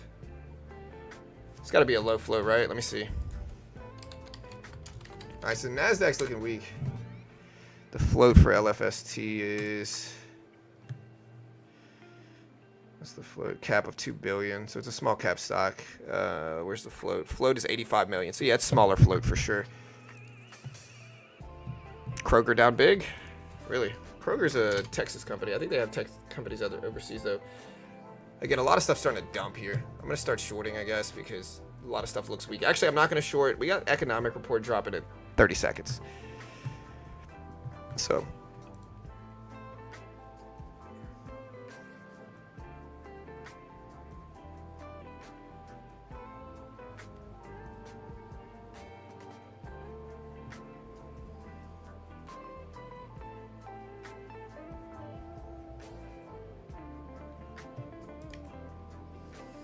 All right, guys, 2 minutes before ISM PMI data. 2 minutes.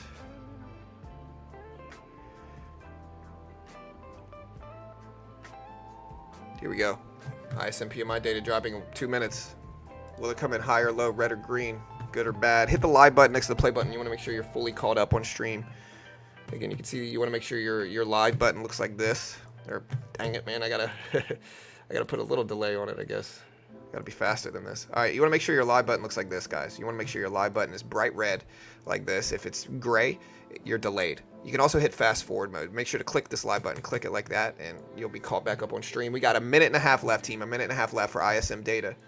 And again, we get a decent amount of people here for this release because we cover it fast. So remember that, guys. Subscribe if you haven't yet. We appreciate the love. All right, guys. Expectations for ISM PMI is 47.2. 47.2. The higher number, the more strong manufacturing is. Over 50 means an expanding manufacturing sector. Below 50 means a weakening, contracting manufacturing sector. So higher is stronger for manufacturing. Lower is worse for manufacturing. And again, I don't know necessarily what the market wants. We got less than a minute, team. Less than a minute before this comes out. We're gonna put the S&P 5, or we're gonna put the Q up here.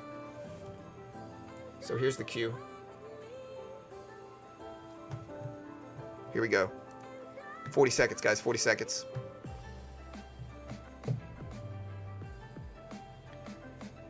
40 seconds. 30 seconds. 30 seconds, guys.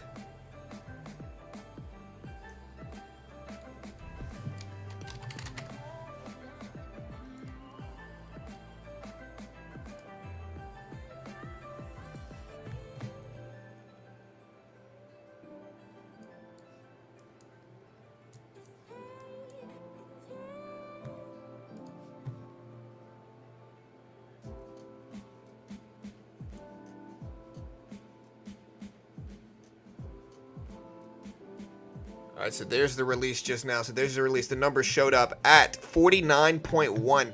49.1 versus 47.2 expected. 49.1 versus 47.2 expected. Higher than expected manufacturing numbers. Higher than expected manufacturing numbers. And again, we cover this quickly, guys. So if you haven't already subscribed, we cover this data every day.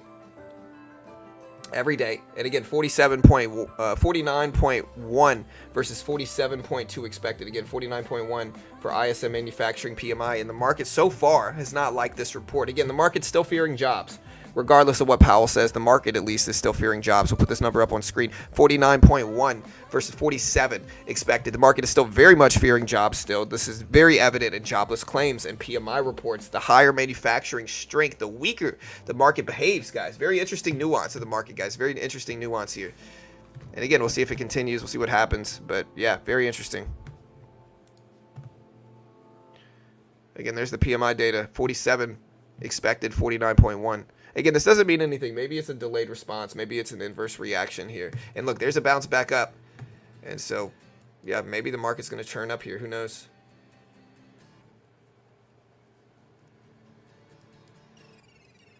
It does show stronger manufacturing. Maybe that's what the... Maybe we're back to normal. We're going to short it, Joe, just in case. Small size. We're playing with it. And again, this is a funded account program called Top Step. We can day trade short, buy market, sell market, all that good stuff. No PDT roll. You can see I can get in and out, short, long. We're going to go ahead and cover half of that here. See what we want to do on the rest. All right, we'll just go ahead and cut that. So we made a little bit more. And again, there's no PDT in futures. I can day trade short, all that good stuff. Remember, guys, I always put this up. I've put this up like 5 times. Remember, I am terrible at this stuff. Have no idea what I'm talking about. Understand this rule. Top Step is a sponsor of mine. I'm biased, but if you want to test your skill in day trading and potentially get funded between 50 to 150K, there's no PDT in futures. I'm day trading essentially the QQQ price action. No PDT rule. Top Step gives you a demo, test your skill. If you can pass the test, they fund you. If you can't pass the test, you're probably going to lose less than you would putting the money up yourself, at least. And you can check out the link right there. Great way to help support the channel. Remember, they're a sponsor. I'm biased because they pay me money. Can't guarantee anything. Check it out with them first. Market's starting to flush down here. I'll go in short, I guess. The market behaves in kind of a weak way now. I think the market's kind of fearing stuff. Go ahead and cover there. I'm going to add more. I think the market could flush down more. Again, we're going to play with some micro shares right now. See if we can fix our average here.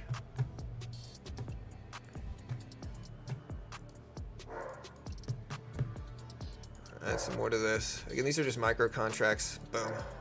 Half off. A little bit more off.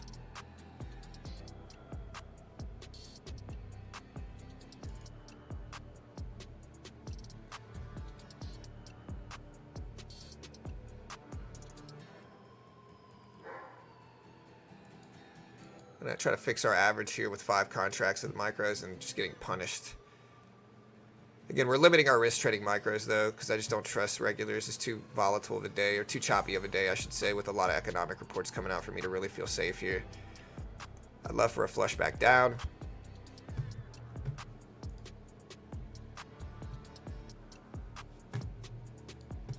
So I look the other way for a second, and we just get punished on this position. Again, we're going to let it work, I guess, but...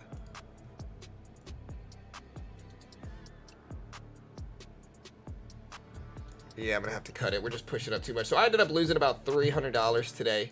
I mean, it's not the end of the world, though, guys, because, again, we ended up losing about $300. If we look at the last 7 days, though, team, like, we've done pretty well. Market's so choppy and flat, I just don't know if I trust it enough to really make any big moves. Let me refresh this just so you can see what I'm actually up or down today. I don't think that included yesterday's P&L.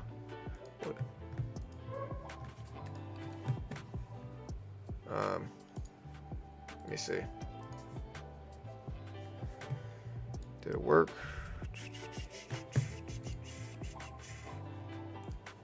We did get a rebound here. All right, so sorry, I'm trying to show you guys my weekly P&L right now. Yeah, so here's my weekly P&L. We're still green. We're up like $600, $2.62 to 1 win-loss ratio. So we'll see how that goes. And this is a combine account. We're still kind of, you know, working. And again, if you want to check out Top Step, link is in the description.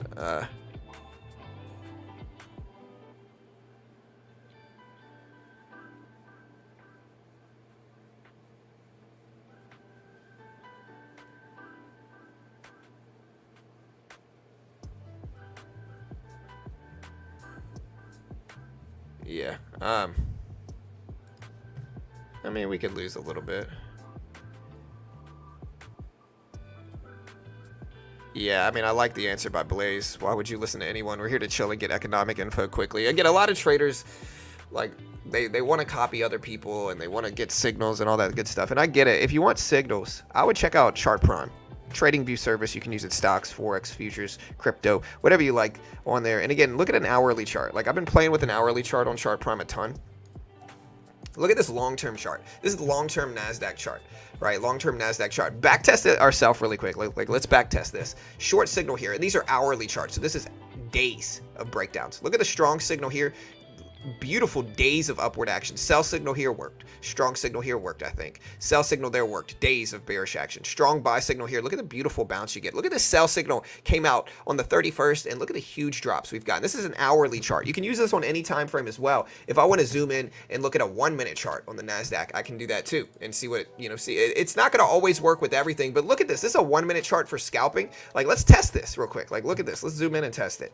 All right, look at the strong signal there on a 1-minute chart. You did get some follow-through breakdown. The buy signal there, you got some rip-ups. The strong signal there, you got like 20 minutes of breakdowns. The buy signal here, you got like 30 minutes of good signals. Look at the sell signal here. Beautiful breakdown afterwards. Strong buy signal there, bounced. So this one might not have worked. This one definitely worked. Big bounce. This one definitely worked. Big dip. This one worked as well. Strong signal. Beautiful bounce. And so even on a 1-minute, 1-hour chart, they seem to work. Now, remember, they are a sponsor, of course. I can't guarantee anything, because they pay me money and I'm biased in their favor, and you want to check it out with them. But again, a great way to help support your boy here in this channel. I think it can be genuinely powerful, and it's like $40 a month. You get 40% off if you use my link. You can check it out right here as well. And yeah, with that said though, guys, I'm going to get out of here. Good luck. We're going to be back later on for earnings, guys. Remember, we got earnings later. Earnings later. I find you are super quick with the reports. Yeah, for sure. I like that you share your both wins and losses and are transparent. We try our best, brother. We try our best, man. Thanks so much, dude. Hey, what's up, Tiny? We're going to cover all of them live, David. All the earnings reports. Apple, Amazon, Meta. We're going to cover all live. We'll try to stream all of them as well, but we might have to pick 2 to stream. So let me know which 2 that you would rather hear the earnings call for. We're not going to be able to stream all 3 earnings calls, but we'll probably be able to stream at least 2 of them. Why don't you have Chart Prime up in real time? Because then I'm giving it to you guys for free. And they're a sponsor of mine, and you know, I mean, that should be very obvious, I think. Anyways, we'll be back later on today, guys. We'll be back later on. And again, I can't guarantee y'all gonna make money with anything. Nobody can. They're sponsors. I'm biased. Good luck, team. I'll see you guys later. Y'all be safe. Have a great day. We'll be back again. We'll be back in a few hours for Apple earnings, guys. Apple earnings are in a couple hours. We'll see how those go. Y'all be safe, team. I'll see you guys.